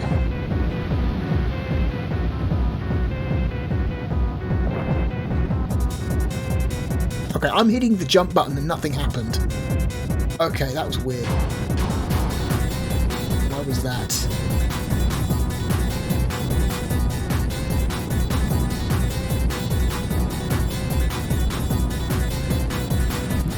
Why was I going back? What is happening? Why am I going backwards? What the fuck is going on with the controls? What was that? I was holding up on the D-pad the entire time and my guy just decided to do a couple of fucking circles. What is going on? Boy. Yeah. Sega published this on the Saturn, I think. Yeah, this was a... You know... This was a Sega published title for the Saturn. Oh dear. Not a good look. At least in Europe. I don't know about North America or Japan, if this game even came out in Japan. But the European version of Scorcher, published by Sega. This is a real bad look. This is a real bad look for the... Oof. Because at the end of the day, even if Sega didn't make this, they put their name on this, dog. They went to bat for this game. They spent money to have discs of this game printed, burned. You know what I mean? It's like, woof. And this is the game.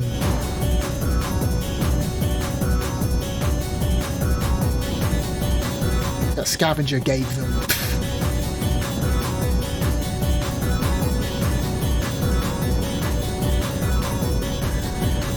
No, turn. Oh god, I just couldn't. Okay.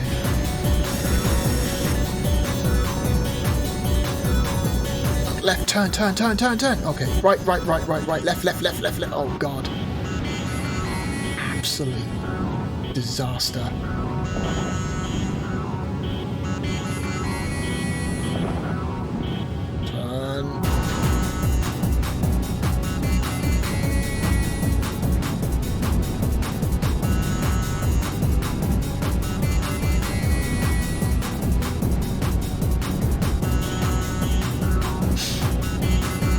Trying to think of like what people were saying at like the pre-production design meeting for what this game was going to be. You know, the guys at Scavenger were talking to the guys at Zyrinx. I keep forgetting their name.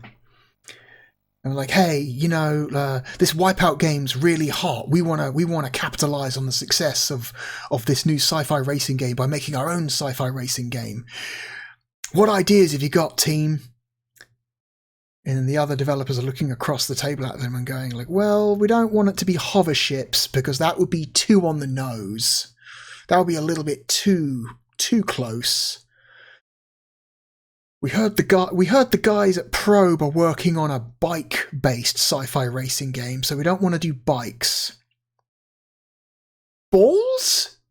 Is that a thing? Can we make a racing game about balls, rolling balls around a track? Is that a thing? Fuck it, I don't know, let's go for it. And this is the end result. Oh my god. You almost don't want to use the boost because it makes you go so fast you can't take the turn. It just catapults you off the edge of the track.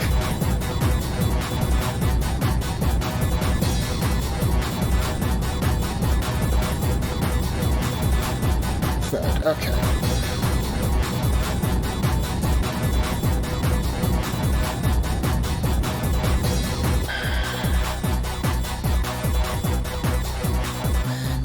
The controls are so stiff and unresponsive. Oh.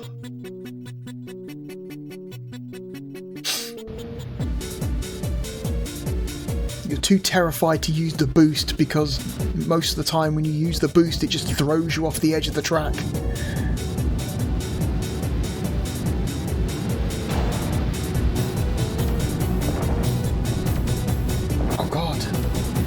Fuck, that looked like ground to me. I didn't know that was a pit. Oh, fuck. No! Fuck you! Spawning you right on the edge of it. Oh, man. And it's a shame, too, because if you can keep going for at least a little while at full speed without crashing or falling off the edge of the track, this game kind of looks cool. You know, it's like, oh, you look at it from a distance, you're like, that's kind of a unique looking racing game. That looks kind of cool. You know. And then you get your hands on it and then you realise how badly it controls and you go, Jesus Christ. No thanks. Fuck. This feels... Now... If I didn't already know who made this game and who published it, and you made me guess, you say, here's this video game, play this video game, and you told me nothing about it, and then afterwards you asked me, now who do you think made this and published it? Without any information, I would have guessed that this was an Acclaim game. Like, oh man, did Acclaim put this out? This game, the quality of this game screams Acclaim, but no. Acclaim's not responsible for this one. Not this time. No. Oh, fuck.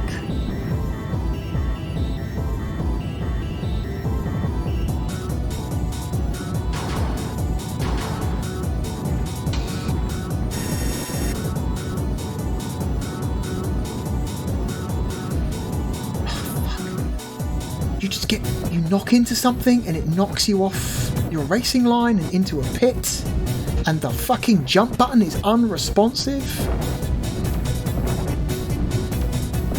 There we go. Sometimes you hit the jump button and nothing happens. You don't jump, which is not ideal.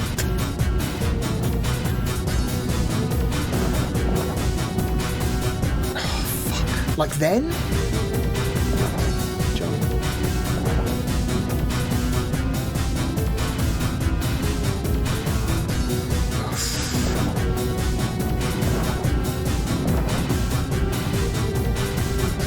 No, jump, you cunt. I'm hitting the jump button and nothing is happening. Okay.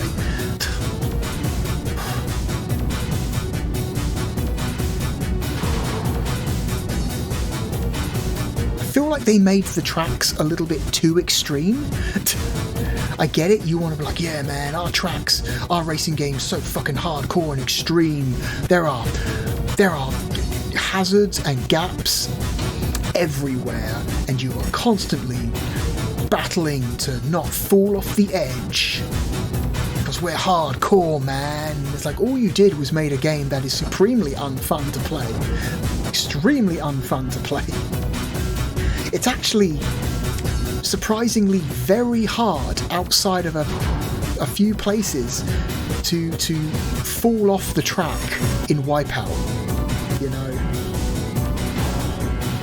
there's like a small handful of jumps in that game that you can fail to make it and you fall off the track. But outside of that, it is very difficult to go out of bounds in a Wipeout game.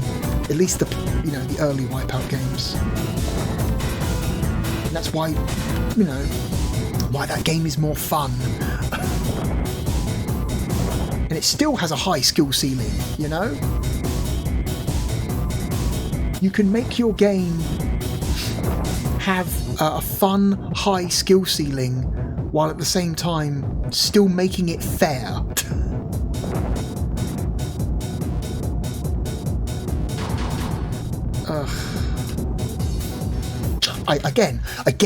I hit jump, he didn't jump.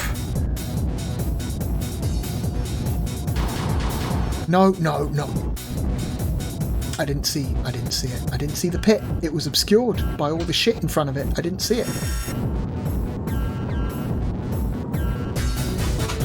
And I came off of that loop-to-loop going so fast, it immediately threw me off the track.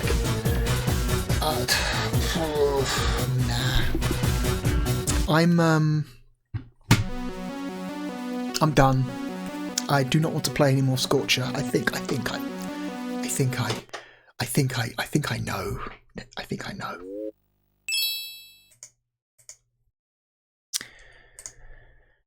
Yeah.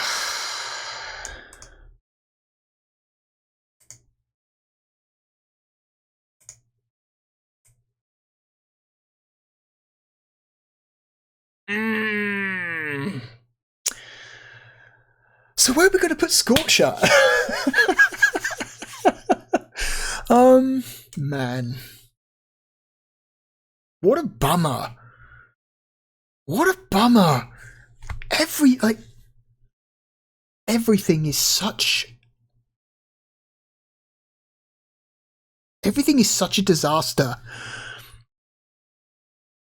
The controls are sluggish and unresponsive and just feel bad. The frame rate is not where it needs to be at all. There's it's somewhat framey most of the time, but there are certain sections on certain tracks in that game where the frame rate just dies for several seconds. It's like, woof. The track design I don't think is very good. There's not a lot of, the whole like filthy urban decay aesthetic is something that I'm glad has mostly disappeared. It just makes for such drab looking games. You compare that to, shall we say, Wipeout's design aesthetics, sleek, clean lines, big sweeping curves, bold colours, and it's just such a much nicer looking, aesthetically a much nicer looking game than the direction that Scavenger chose for Scorcher.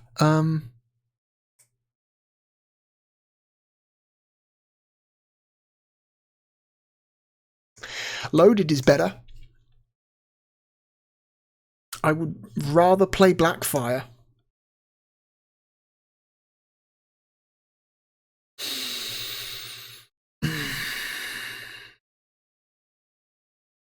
Die Hard Trilogy is a better game than Scorcher.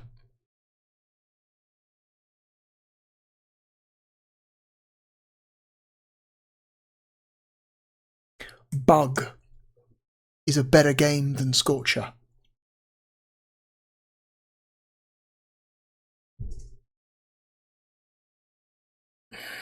It's better than Starfighter 3000. It's here somewhere. This is a low game. Oof.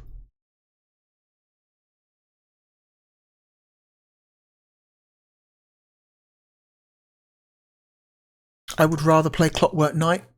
I would rather play 3D Lemmings.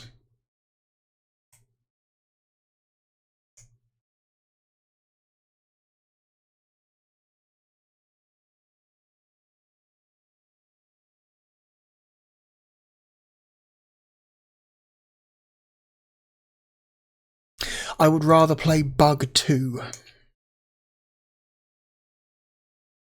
Now that's a disgusting sentence that just came out of my mouth. Like, oh.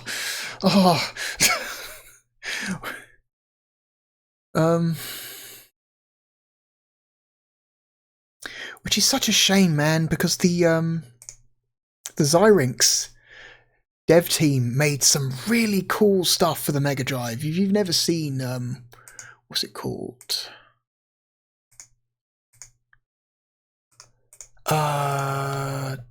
Subterranea or Red Zone for the Mega Drive. You should look at those games. They are cool looking games. They are not necessarily the best playing, but my god, they've got style.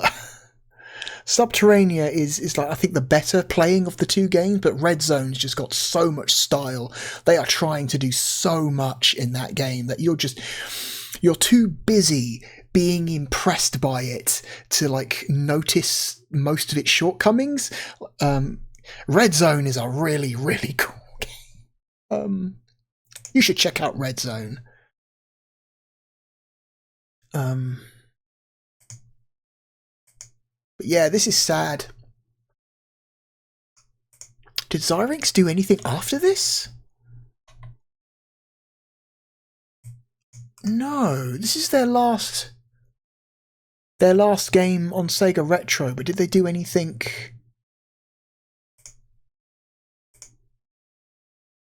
anywhere else?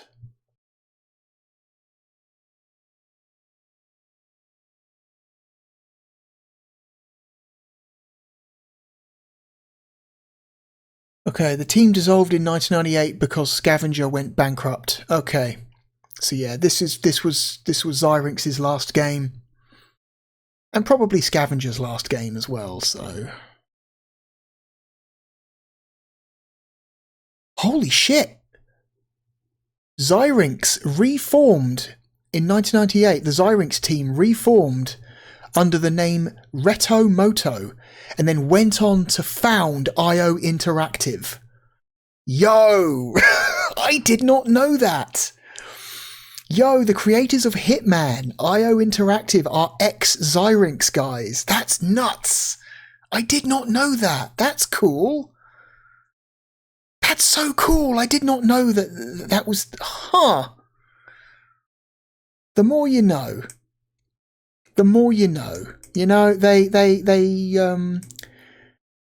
struggled there a little bit in the mid-90s, but they went on to do some really fucking cool shit in the late 90s and early 2000s.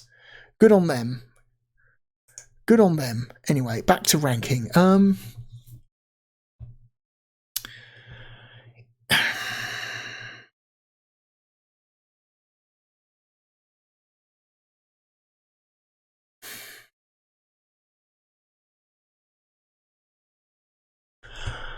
It's better than NBA Jam Extreme.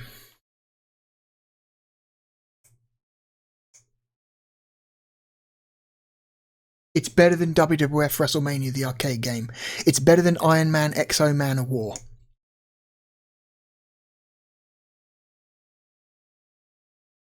Pro Pinball The Web is a better game.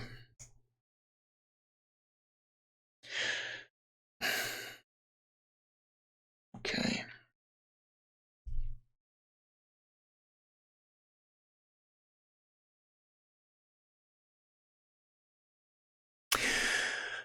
This game is a new 170. This is a sub Primal Rage game. This is, yeah.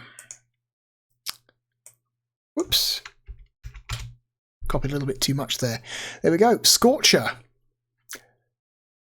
Not Zyrinx's finest hour, that's for sure. Not a great game. Not very good at all. You know, I wonder if it's something that could have been solved by more dev time. Maybe due to the ailing fortunes of the Sega Saturn, the game was rushed to market. Possibly. It's like, hey, this platform we're making this game for is dying. We need to get this game out now. What state of completion is it in? It's like, fuck it, put it out. I, of course, have no idea if that's actually what happened, but I would not be surprised if it was something like that.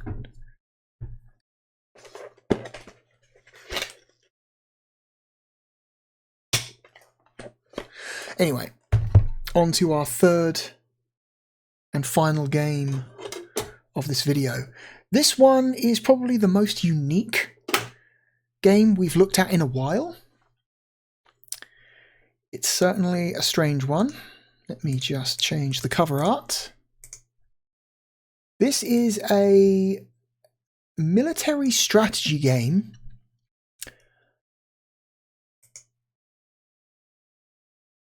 that also could be viewed as a form of non-standard fighting game.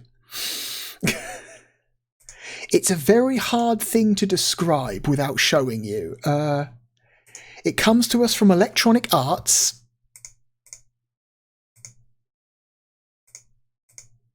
And it is called Battle Stations.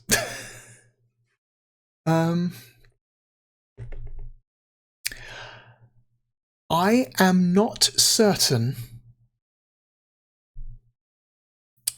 if this Battle Stations is part of the same franchise as one of EA's other games. At least I think EA made it. Hang on, let me just double check.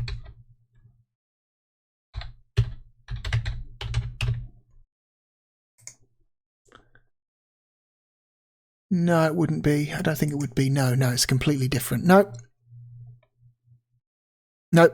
Okay.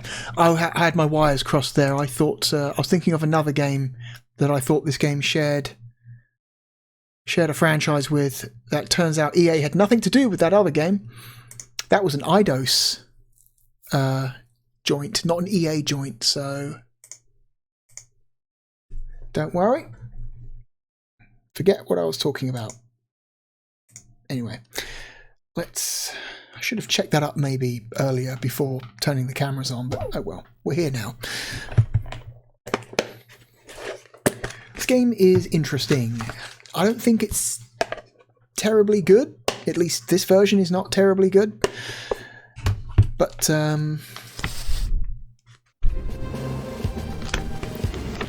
sure is worth looking at.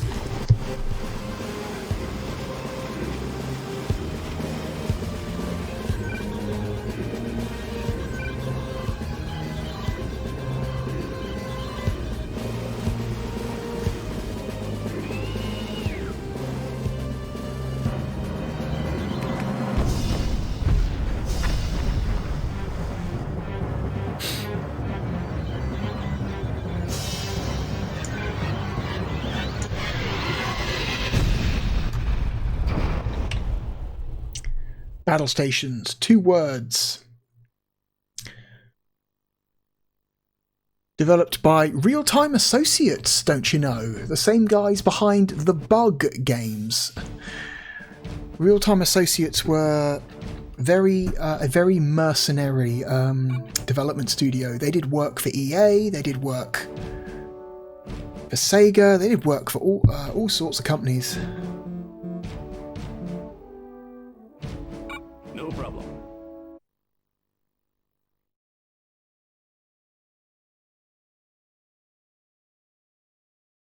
This game was also released on the PlayStation. There is no PC version of this game. This is a console-only game.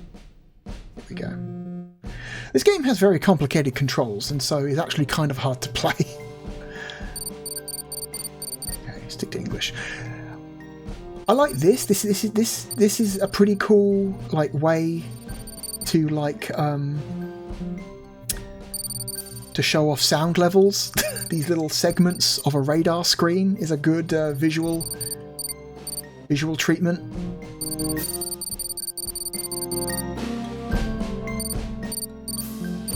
Okay, let's turn up a little bit because it's a little bit quiet, I think.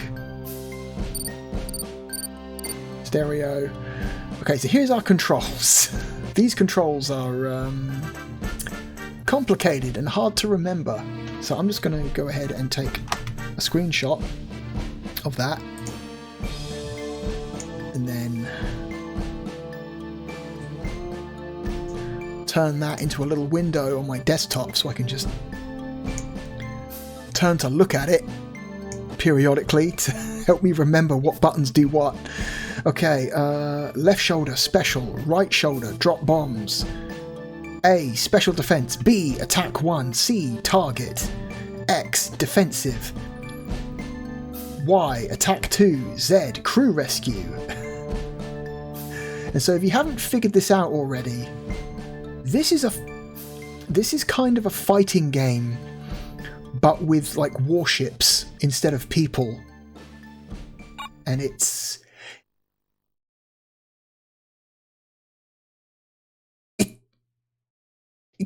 conceptually, it's kind of awesome.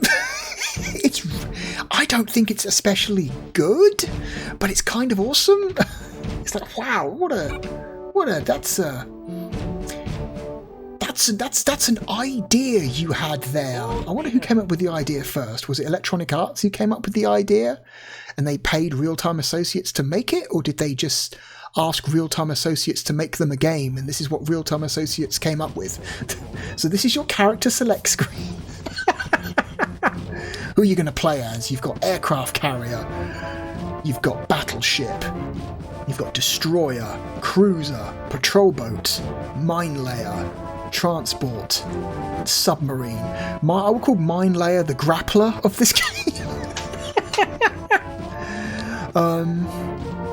The carrier is like a really good zoner. It's got a lot of like long range options. Can shoot fireballs like a motherfucker. Submarine's got a really good uppercut. I'm joking. Of course, I'm being a dipshit. None of that is true, but it's funny to say. I mean, if you had to pick one of these to be the Ryu of this game, it's probably the Destroyer. It's really stupid. Oh my god, let's go with Destroyer.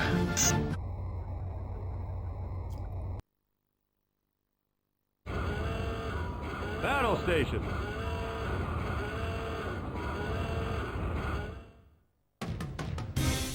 So yeah, this is what this game looks like.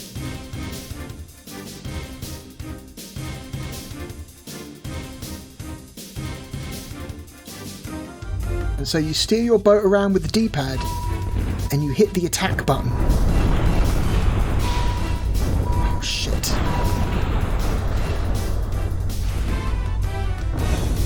You have to wait until your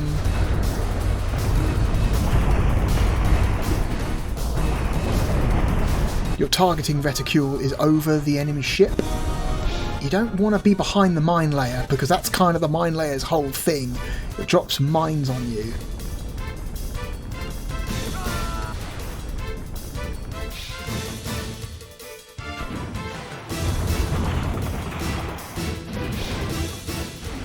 So you can shoot cannons, you can fire torpedoes, torpedoes home in.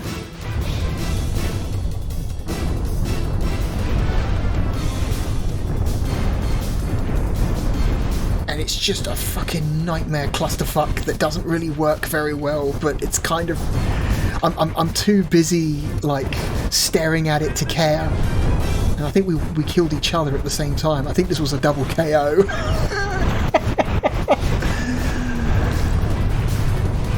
I think aesthetically this game's not very attractive, and I think on a technical level this game's a mess. Yeah, I think the Saturn version of Battle Stations is kind of horrific from a graphics and frame rate standpoint. The PlayStation version obviously looks a little bit better and runs better, but I still wouldn't call the PlayStation version a good game.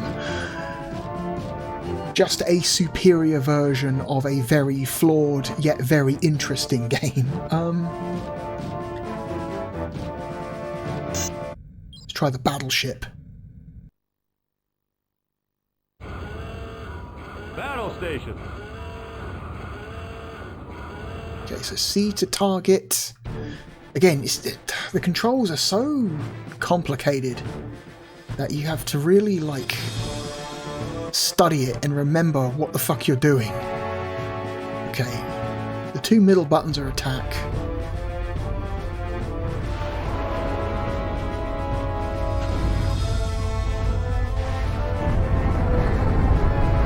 You're supposed to be able to defend from incoming shots, but it's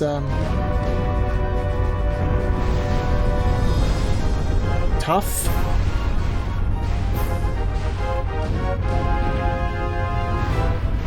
I'm not still 100% sure how you defend. There's just defensive and special defense, and whenever I press those buttons, nothing seems to happen, so I'm not entirely sure what's supposed to be happening. There's a special attack? I hit the special attack button, or like special ability, nothing seems to happen, and I don't know why. The battleship misses a lot because it's using a lot of like slow moving ranged. Yeah. The frame rate is terrible. It's just kind of an ugly game that plays really. I could never really wrap my brain around the controls in this game. It's just not intuitive.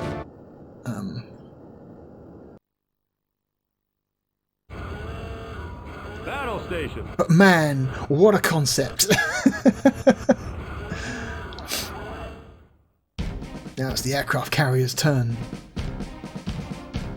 Notice how different ships have different sized health bars as well. So the aircraft carrier has a giant health bar. I think it's got the biggest health bar in the game. And I think the patrol boat has the smallest health bar.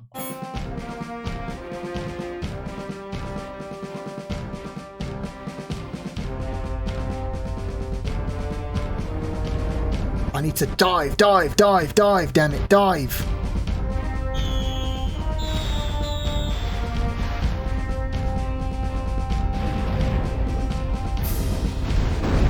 Fuck you!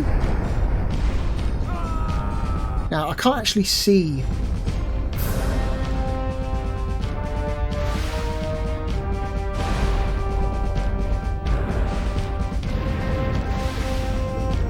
I can't actually see myself, so I can't tell what direction I'm facing.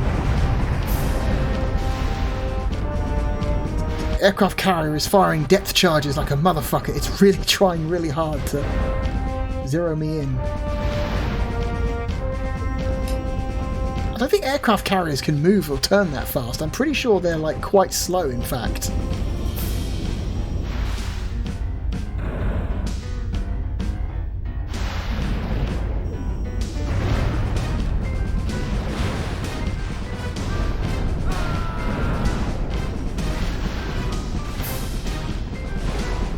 No, I'm dead. I got depth charged by the... I'm pretty sure aircraft carriers don't even carry depth charges, but... Oh well. Anyway, let's try... Let's try the other game mode. This game feels like it would be more fun with against another human, because then at least it's two people being very confused and struggling with the controls, as opposed to just one person being confused and struggling with the controls against a computer-controlled opponent that knows exactly what it's doing. Campaign. So I said this game had a strategy element, right? This game has like a strategy game mode. And I believe that's this.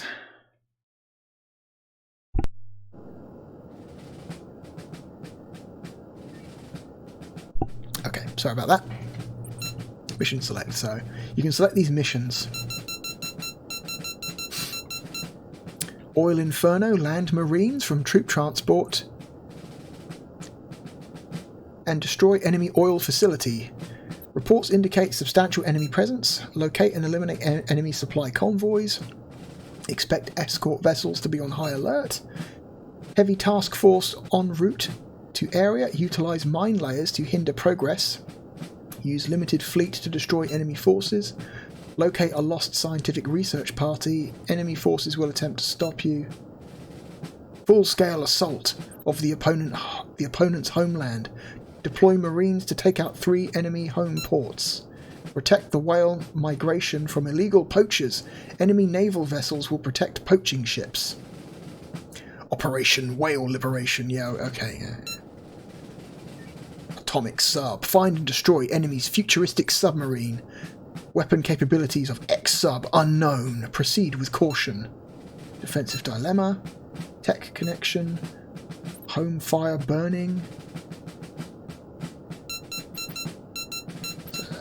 Got 10 missions to choose from here. Oh, you got different admirals you can choose from. Admiral Turner Delaney is a conventional old-school high seas veteran. He was present at every major sea battle in 2 world wars and has the medals to prove it. Vice Admiral Ballast. Ballast guides his forces with caution and intelligence. He will surgically seek out a weak point in your defense and exploit it. He will lay back to spring a trap. Rear Admiral Evelyn Kennedy. Kennedy uses speed and quickness to achieve her goals, willing to trade lives and material for territory. She has a dark reputation as a ruthless adversary. So wait, are these your opponents or are these you?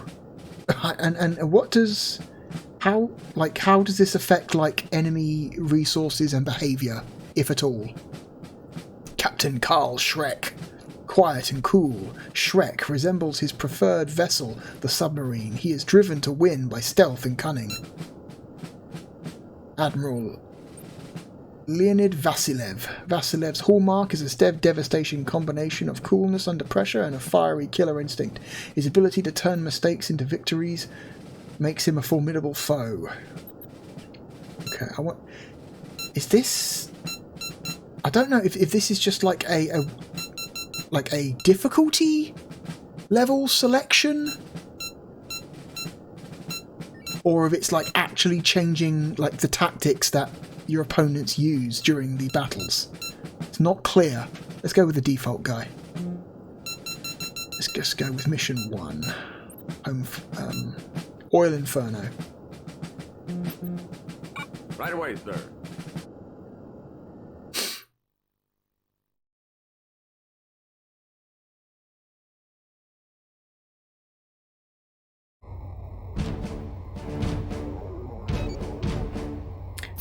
A to ship data. Okay, A to ship data, start to continue.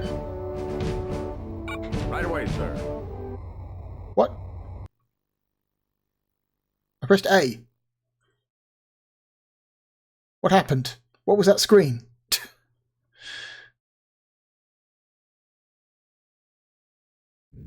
Okay, right, okay. So you get some stats here. Aircraft carrier has a mediocre top speed. Actually, I want to say in real life, aircraft carriers are incredibly slow. They're like one of the slowest moving surface vessels any navy has because they're so fucking big. They have a very good range, good hull strength.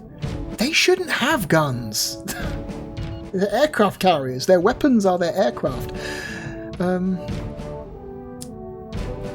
All-round good stats. Their biggest weakness is their speed. Also, they're fucking huge. You can zoom it. Rotate it at will.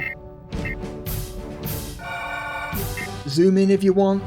Get a nice close-up of this super low-fidelity 3D model.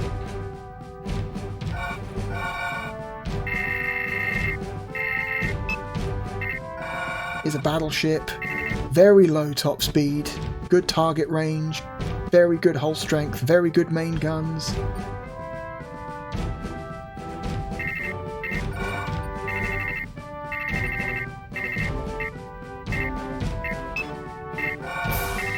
cruiser.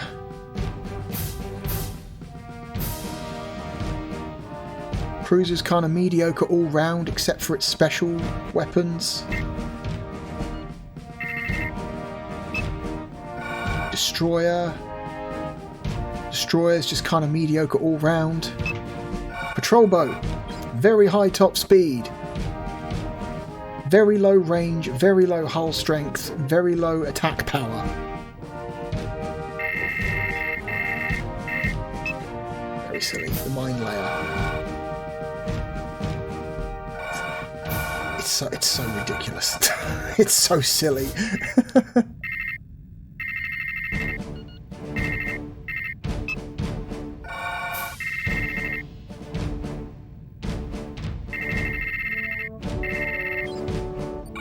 No problem. Okay.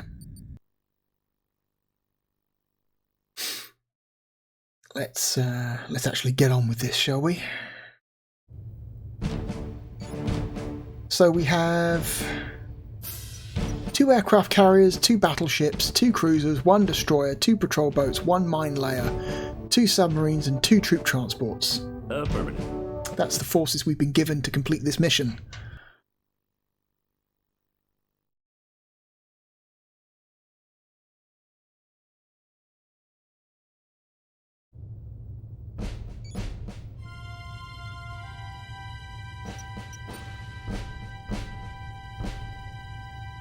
What is it? Wait. Aye, aye, sir. What's happening? What boat am I controlling? It's an aircraft carrier. Aye, aye, sir. BB. What? Cruiser.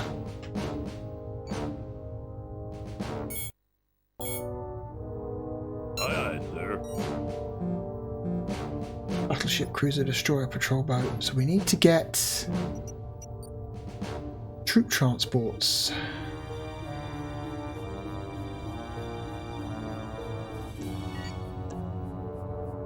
Aye, aye, sir. Get the troop transport now, I guess. Yes, sir.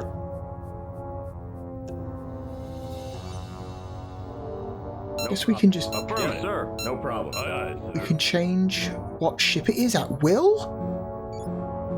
Which is a weird choice. Make that a submarine, maybe.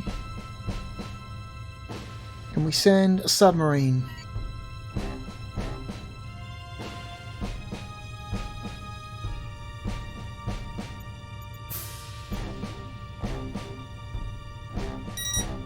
Aye, aye, sir.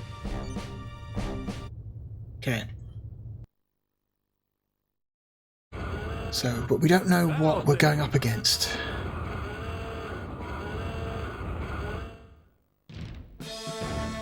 Oh, it's an aircraft carrier. Shit. But wait, I thought it was a submarine, not a cruiser. I'm so confused.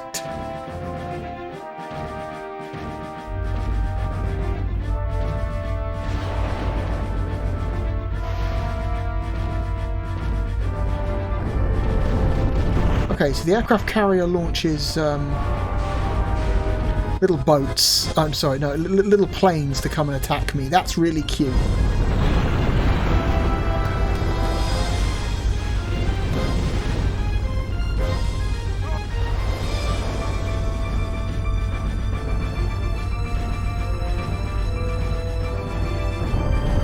Oh no, that's... I'm an idiot. I'm such an idiot. I thought I'm the aircraft carrier. I'm not the cruiser. I thought I was the cruiser. I don't know why I thought that. Oh my god. It just occurred to me. I'm like, why can't I control myself well? I'm like, oh, that's why. Because I'm not even that boat. I'm the other boat. Fuck's sake.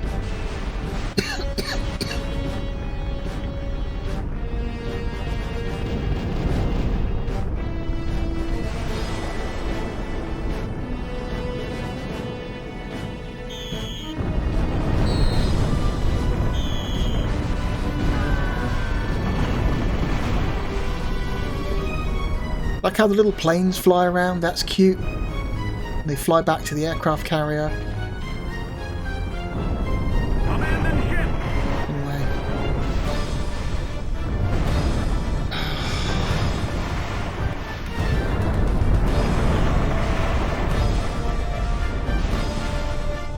I'm not good at this game.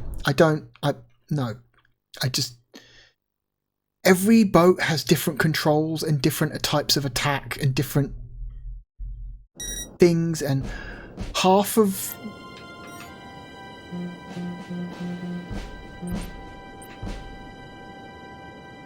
Okay, that's a troop transport. Orders confirmed. What are you? Orders confirmed. No problem. Orders confirmed. Aye, aye, sir. Submarine. Okay, I'm going to assume that this is a submarine. SN? Okay, submarine, yeah. Okay. Submarine versus a cruiser, okay. Battle station. And it's hard to figure out what boats you're selecting. Okay, but that enemy boat has kept the damage I gave it from the previous attack. I need to dive, dive, dive, dive, dive. Holy shit.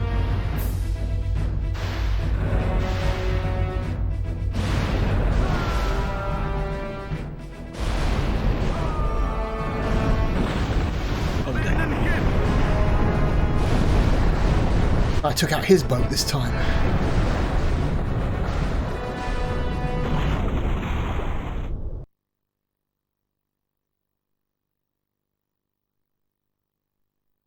Man, there was a really missed branding opportunity with Hasbro. They could have tied this game into the Battleship board game. Like, it wouldn't have played anything like the Battleship board game, but they could have attached the brand to this and been like, hey, it's like Battleship, but not, but a bit more realistic is what the term they would have used back then.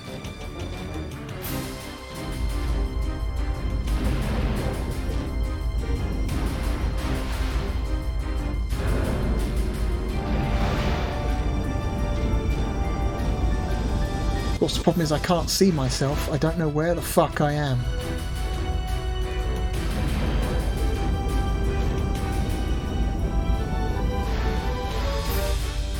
Some kind of visual indicator that would allow me to recognise where the fuck I am. Abandon ship. Oh, got me.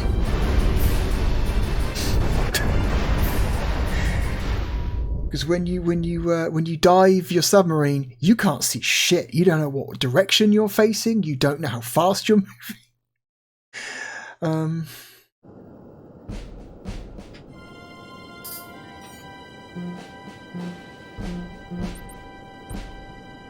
Cruiser, destroyer, patrol boat, mine layer, submarine, transports.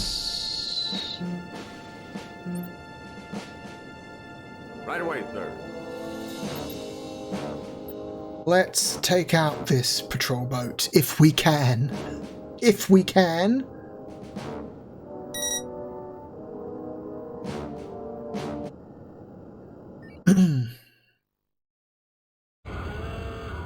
Battle station.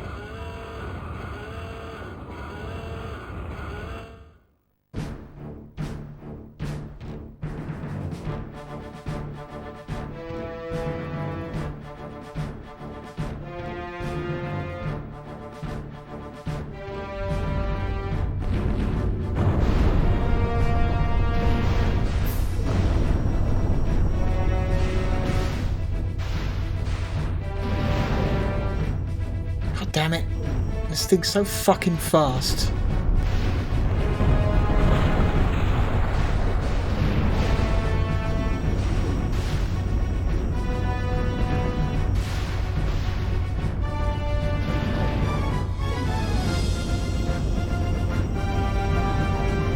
Come on, you fucker.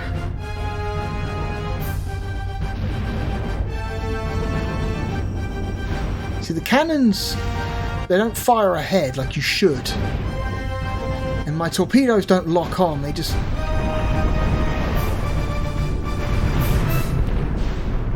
mean, you know,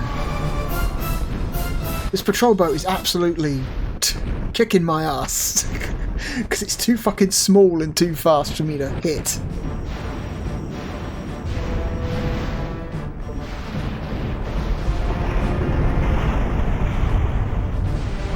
I can block its movement.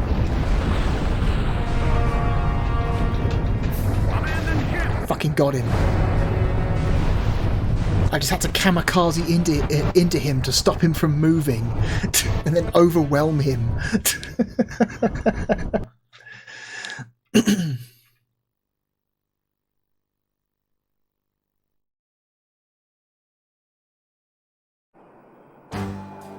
Okay.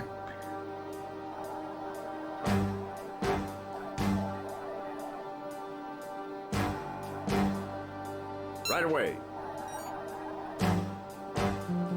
Right away. Okay, they're sending 2 boats after us now. They're coming on the. They're on the attack. Battle stations.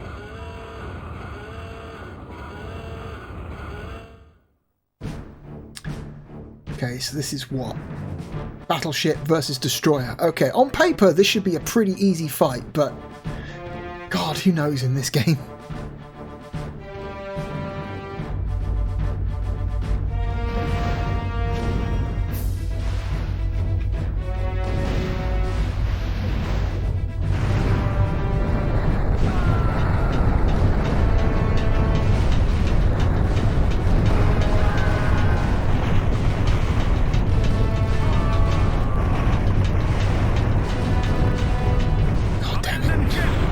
No tactics, just pure attrition.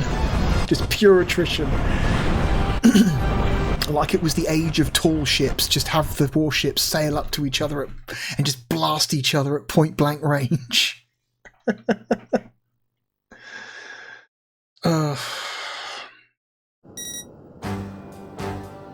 Another cruiser, okay.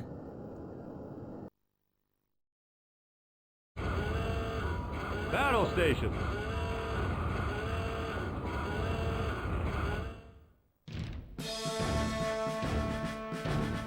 Yeah, it's probably this cruise is probably gonna kick my ass because I've got so little health left. I'm gonna try and get at least some of it.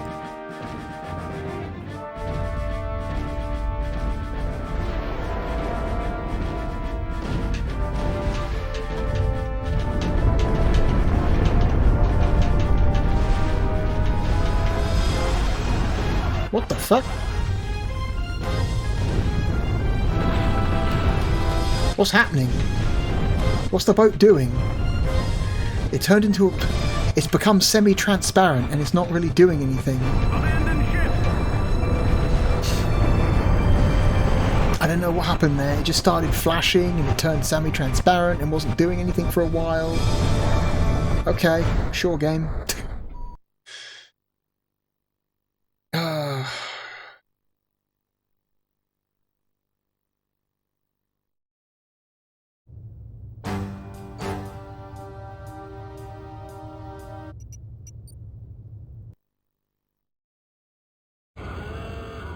Battle station.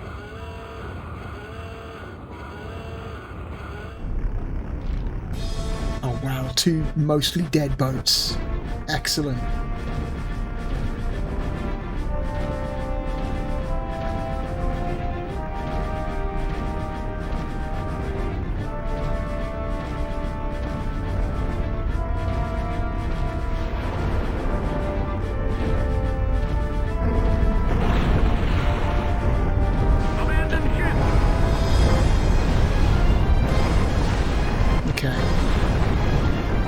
I hit him, but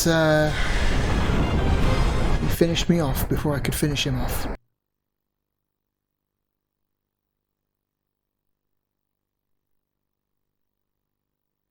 Dude, this is a...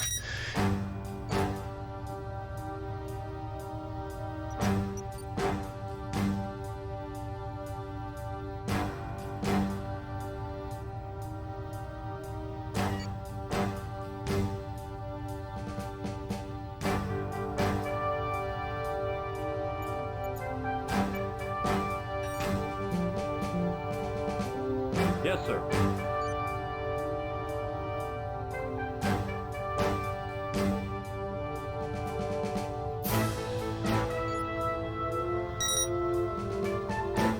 There we go.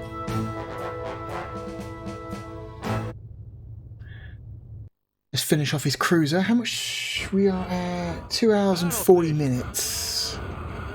Probably won't play too much more of this. I think people get the general idea. His cruiser is basically dead. It just doesn't know it yet. It's full of like... It's covered in like damaged textures and is spewing out smoke. Yeah, there it goes. One good shot. That's all it needed.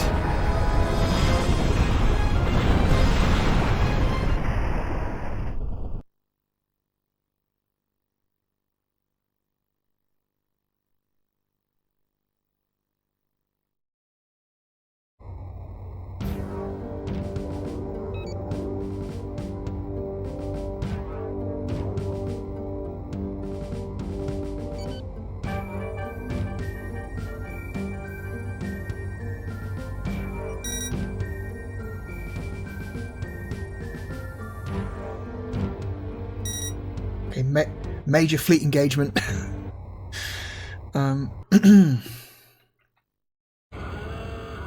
Battle station.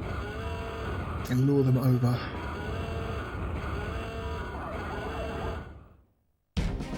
One of these fucking patrol boats. God. Hate them.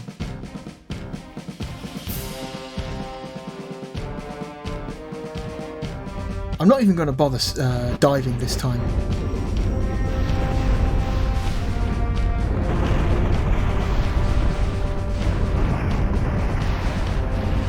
This thing's so fucking... Problem is, it's so fast, it outmaneuvers all of your shots. I can't hit it with the guns, I can't hit it with the torpedoes, it's a nightmare.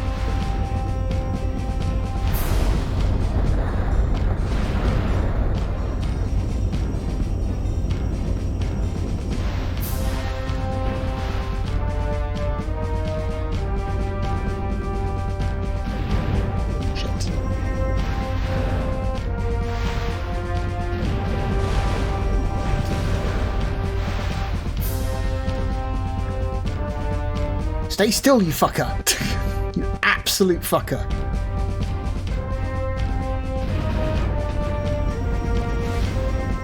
Ooh.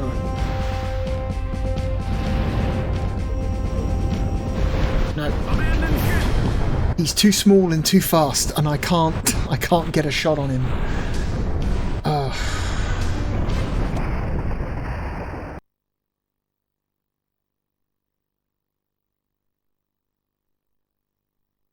This game is conceptually really interesting, but from from an execution standpoint, it's rough. It's really rough. Okay, battleship versus patrol boat. This is absolutely a standoff that would happen in real life.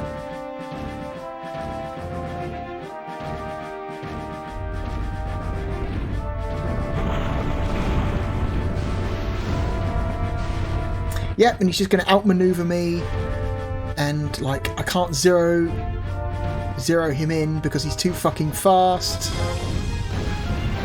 Even at close range, he outmaneuvers all my shots.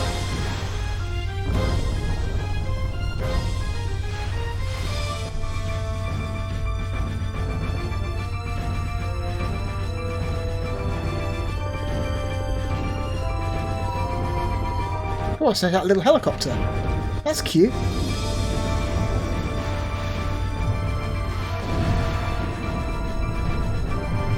Check it out.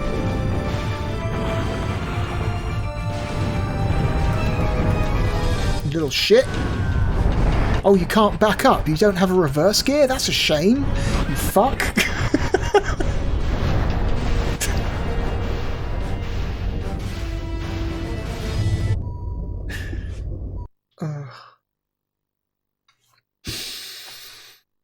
They should have this at Evo. I'm just saying. There should be a battle stations category at Evo.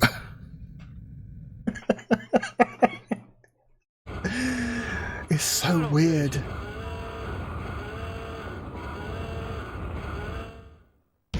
What do we got? Okay. Battleship versus destroyer.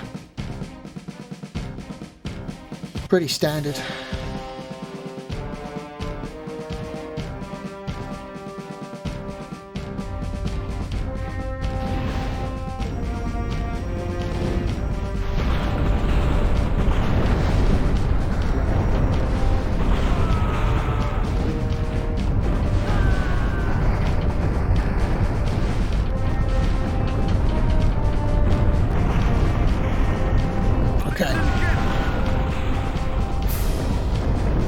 Battleship is on its last legs, but I won, and that's all that matters.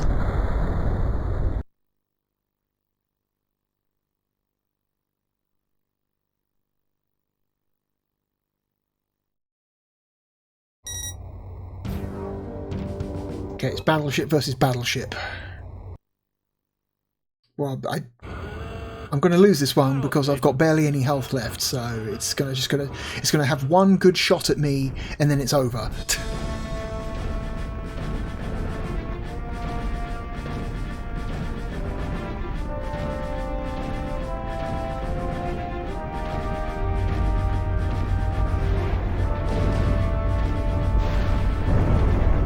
Well, I hit him once. That's fine.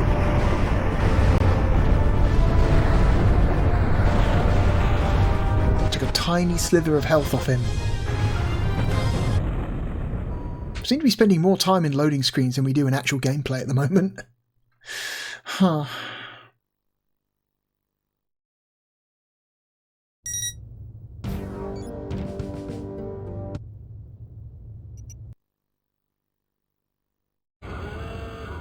Battle station.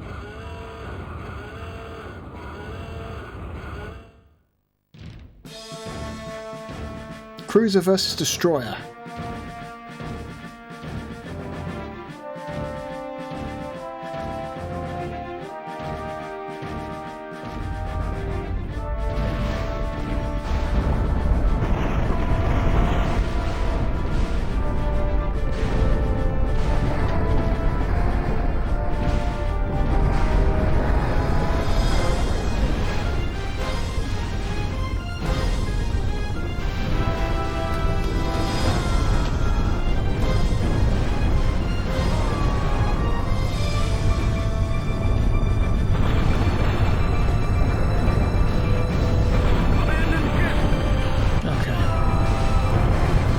I've got him down to half health.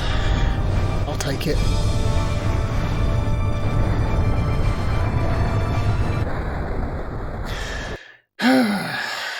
Yeah.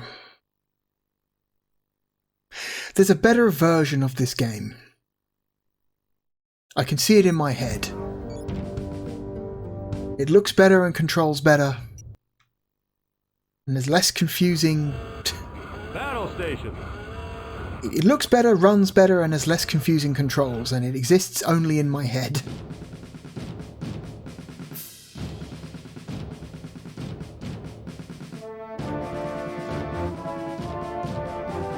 Okay.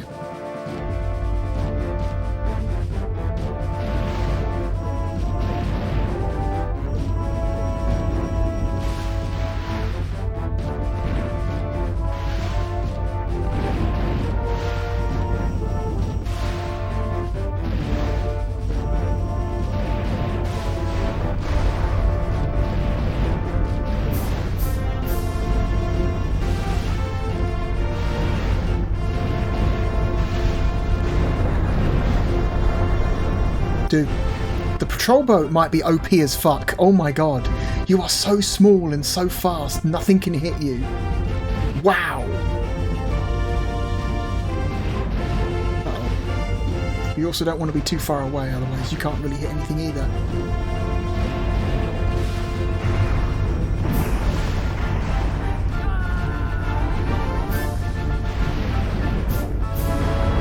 Yep. Yep. Patrol boat OP.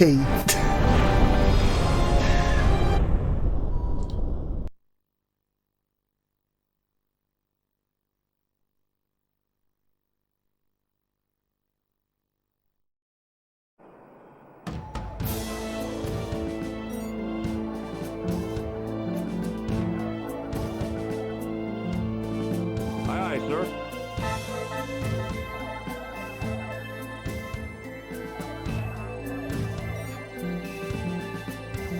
Aye, aye, sir.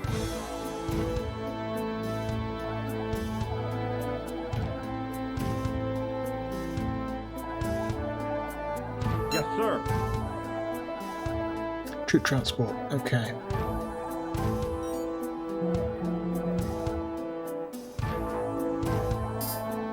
Right away, sir. Shall we try and intercept this last remaining battleship, or do we just get on with the job?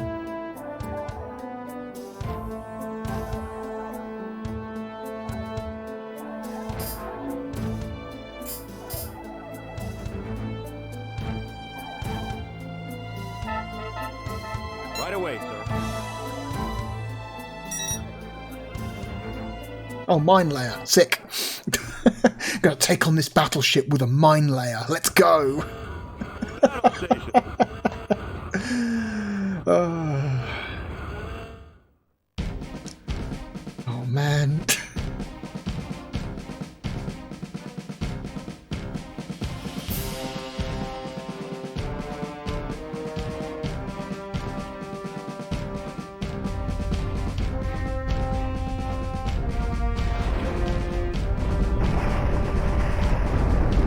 Fuck.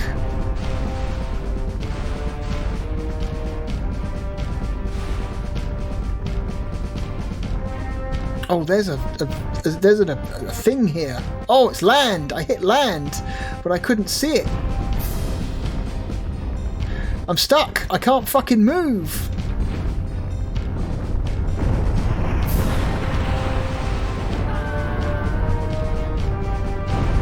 Help! I'm fucking stuck.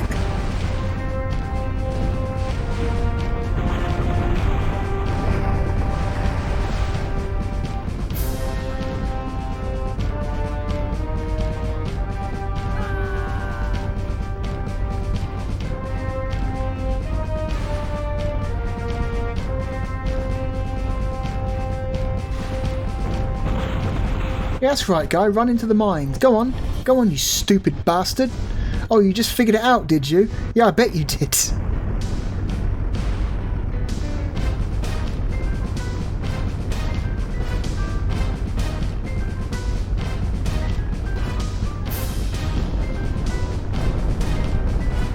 I like how it seems that the amount of damage a weapon does to a boat seems to depend greatly on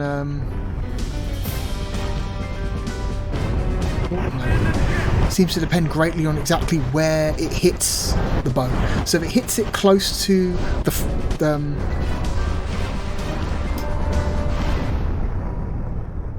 front or back, it doesn't do that much damage. But if it hits it like right in the middle, amidship, it seems to do significantly more damage. Okay, patrol boat, here we go. I think that's a patrol boat. Battle station.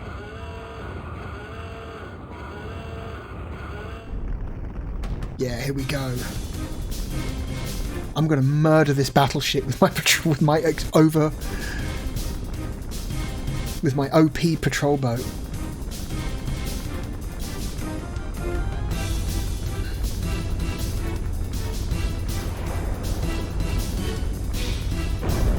Fuck. How come he can lock onto me now?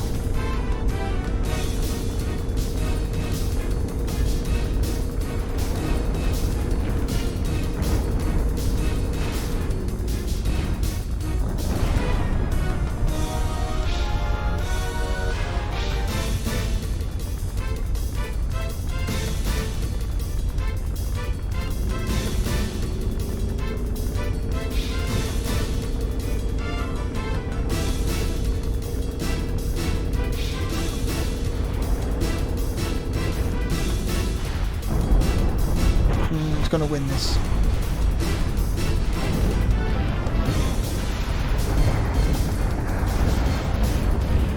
Yeah. I almost won. But he has the secret power of missiles that actually lock onto the target. Okay.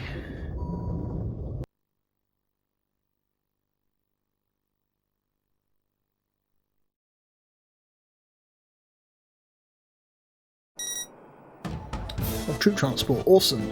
Hopefully my troop transport can, like, defend itself. Otherwise, I'm in trouble. Battle station.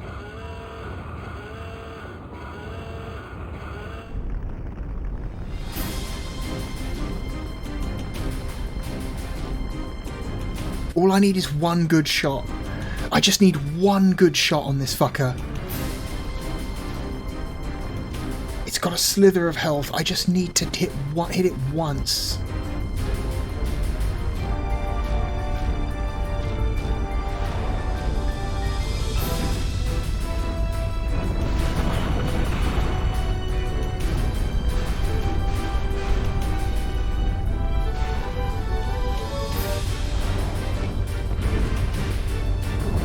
Okay.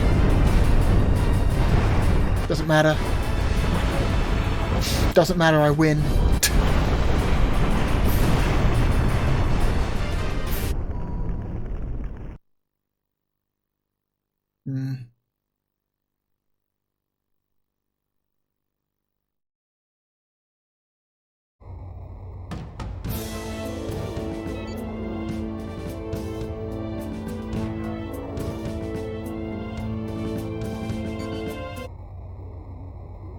Okay, so now what?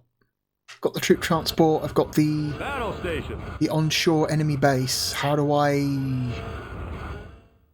do this? The refinery, okay. Does the refinery defend itself? Does it shoot back? That'd be funny if it does. You know, all these heavily armed refineries.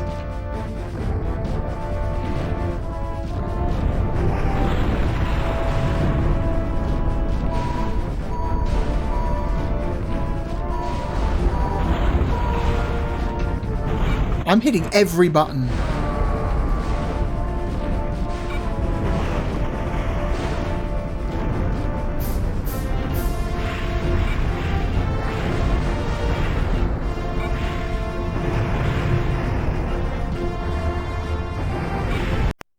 Okay, you literally gotta throw men at it. What a clumsy combat system. Wow.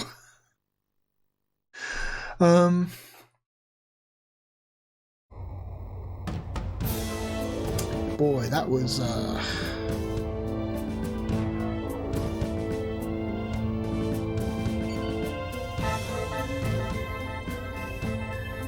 well, that campaign was kind of disastrous. Very high attrition rate just to take out one refinery. And that's battle stations. It's a mess. It's a mess. I love the idea. The idea is incredible. The execution, though, is just maybe one of the most flawed things I've ever seen. It's just... ugh. Anyway.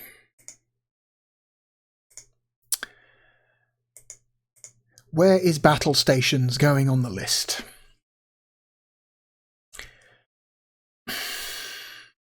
Like I said, conceptually, I think this game is like really fascinating, really interesting concepts, you know, but like the part where you play it just kind of sucks. And that's not to mention the really bad performance, the really, I'm going to say it, kind of hideous visuals. I think Graphically, this game is not. It's not a very good looking Sega Saturn game.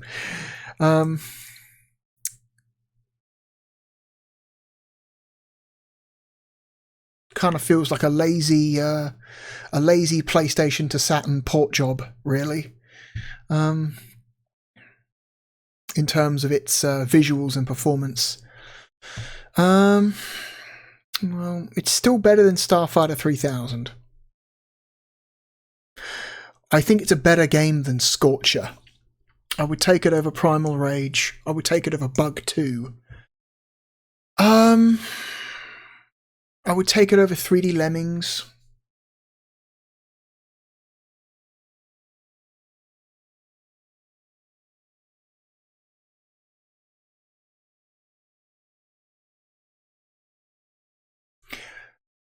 Die Hard Trilogy is better. It's here somewhere.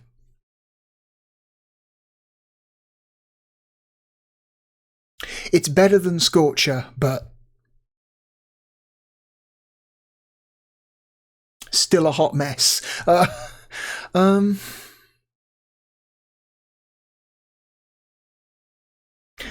like it more than Batman Forever. I like it more than World Cup Golf. I think it's a more interesting game than Skeleton Warriors.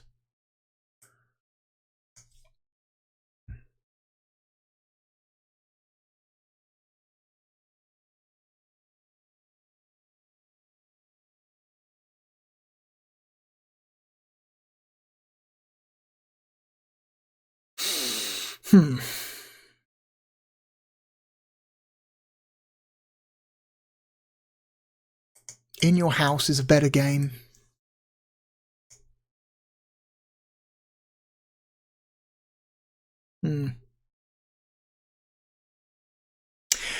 It's better than Clockwork Knight, it's better than Casper, it's better than Dragon Ball Z The Legend.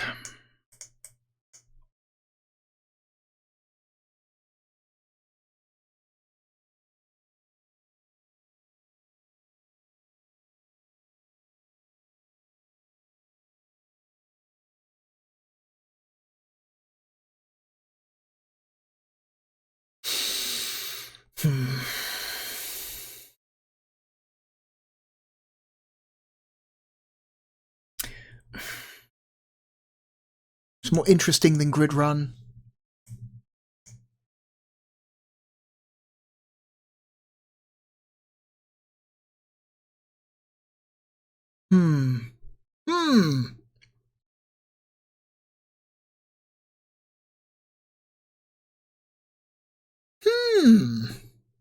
This is hard.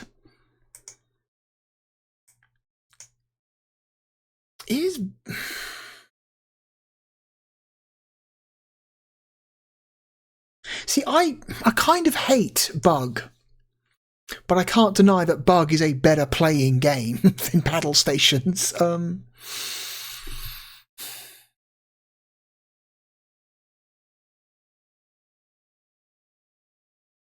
Same with Bubble Bobble. I kind of hate Bubble Bobble, but it's a better, more responsive game. I think I just answered my own question, right? I just answered my own question. So yeah, it's going between Bug and Grid Run. Congratulations to Battle Stations. You are really interesting. And that's like maybe the best thing I can say about you. You really, really wild concept. You know, a fighting game where your characters are warships instead of people. Cool, interesting idea. Yeah. Man, I'm kind of looking forward to this one. I've been staring at Battle Stations on my shelf for a few months now, thinking, man, oh my god, how am I gonna show this one off? Like, look, this insane thing that is so hard to explain. Like, how do you? Oh my god, what a weird game. And there we have it. Now you know about Battle Stations. It's maybe one of the strangest, most unique games EA put out in this era. Anyway, that's it for this this video. Let me give you a sneak peek of next week. I said it again. I said week. I said next week. I should say next time. There's no guarantee there's going to be a video next week. So let's just pretend I said next time. Okay, anyway. Next time will be another 3-game episode, and we will be playing a mech sim, a soccer game, and an arcade.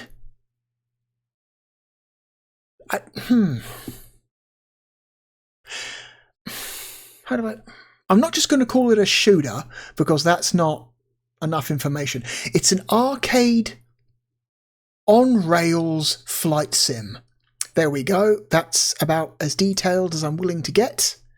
A mech sim, a soccer game, and an on-rails arcade flight sim. There we are. That's your clues for what's happening in the next video, what games we're going to play then. Once again, thank you for joining me. As always, my name is therealbluedragon. Goodbye.